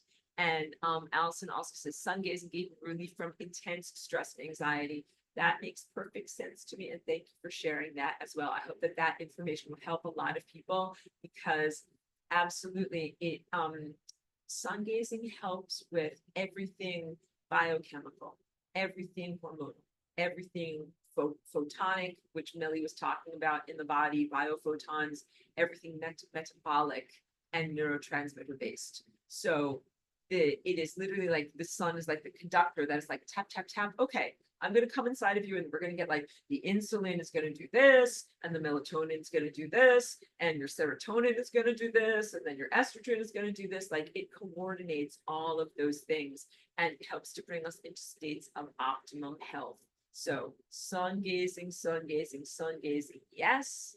And Lucy, thank you for joining. We're literally just about to hop on out. Elmer says, is sun gazing be said as connecting to your higher self?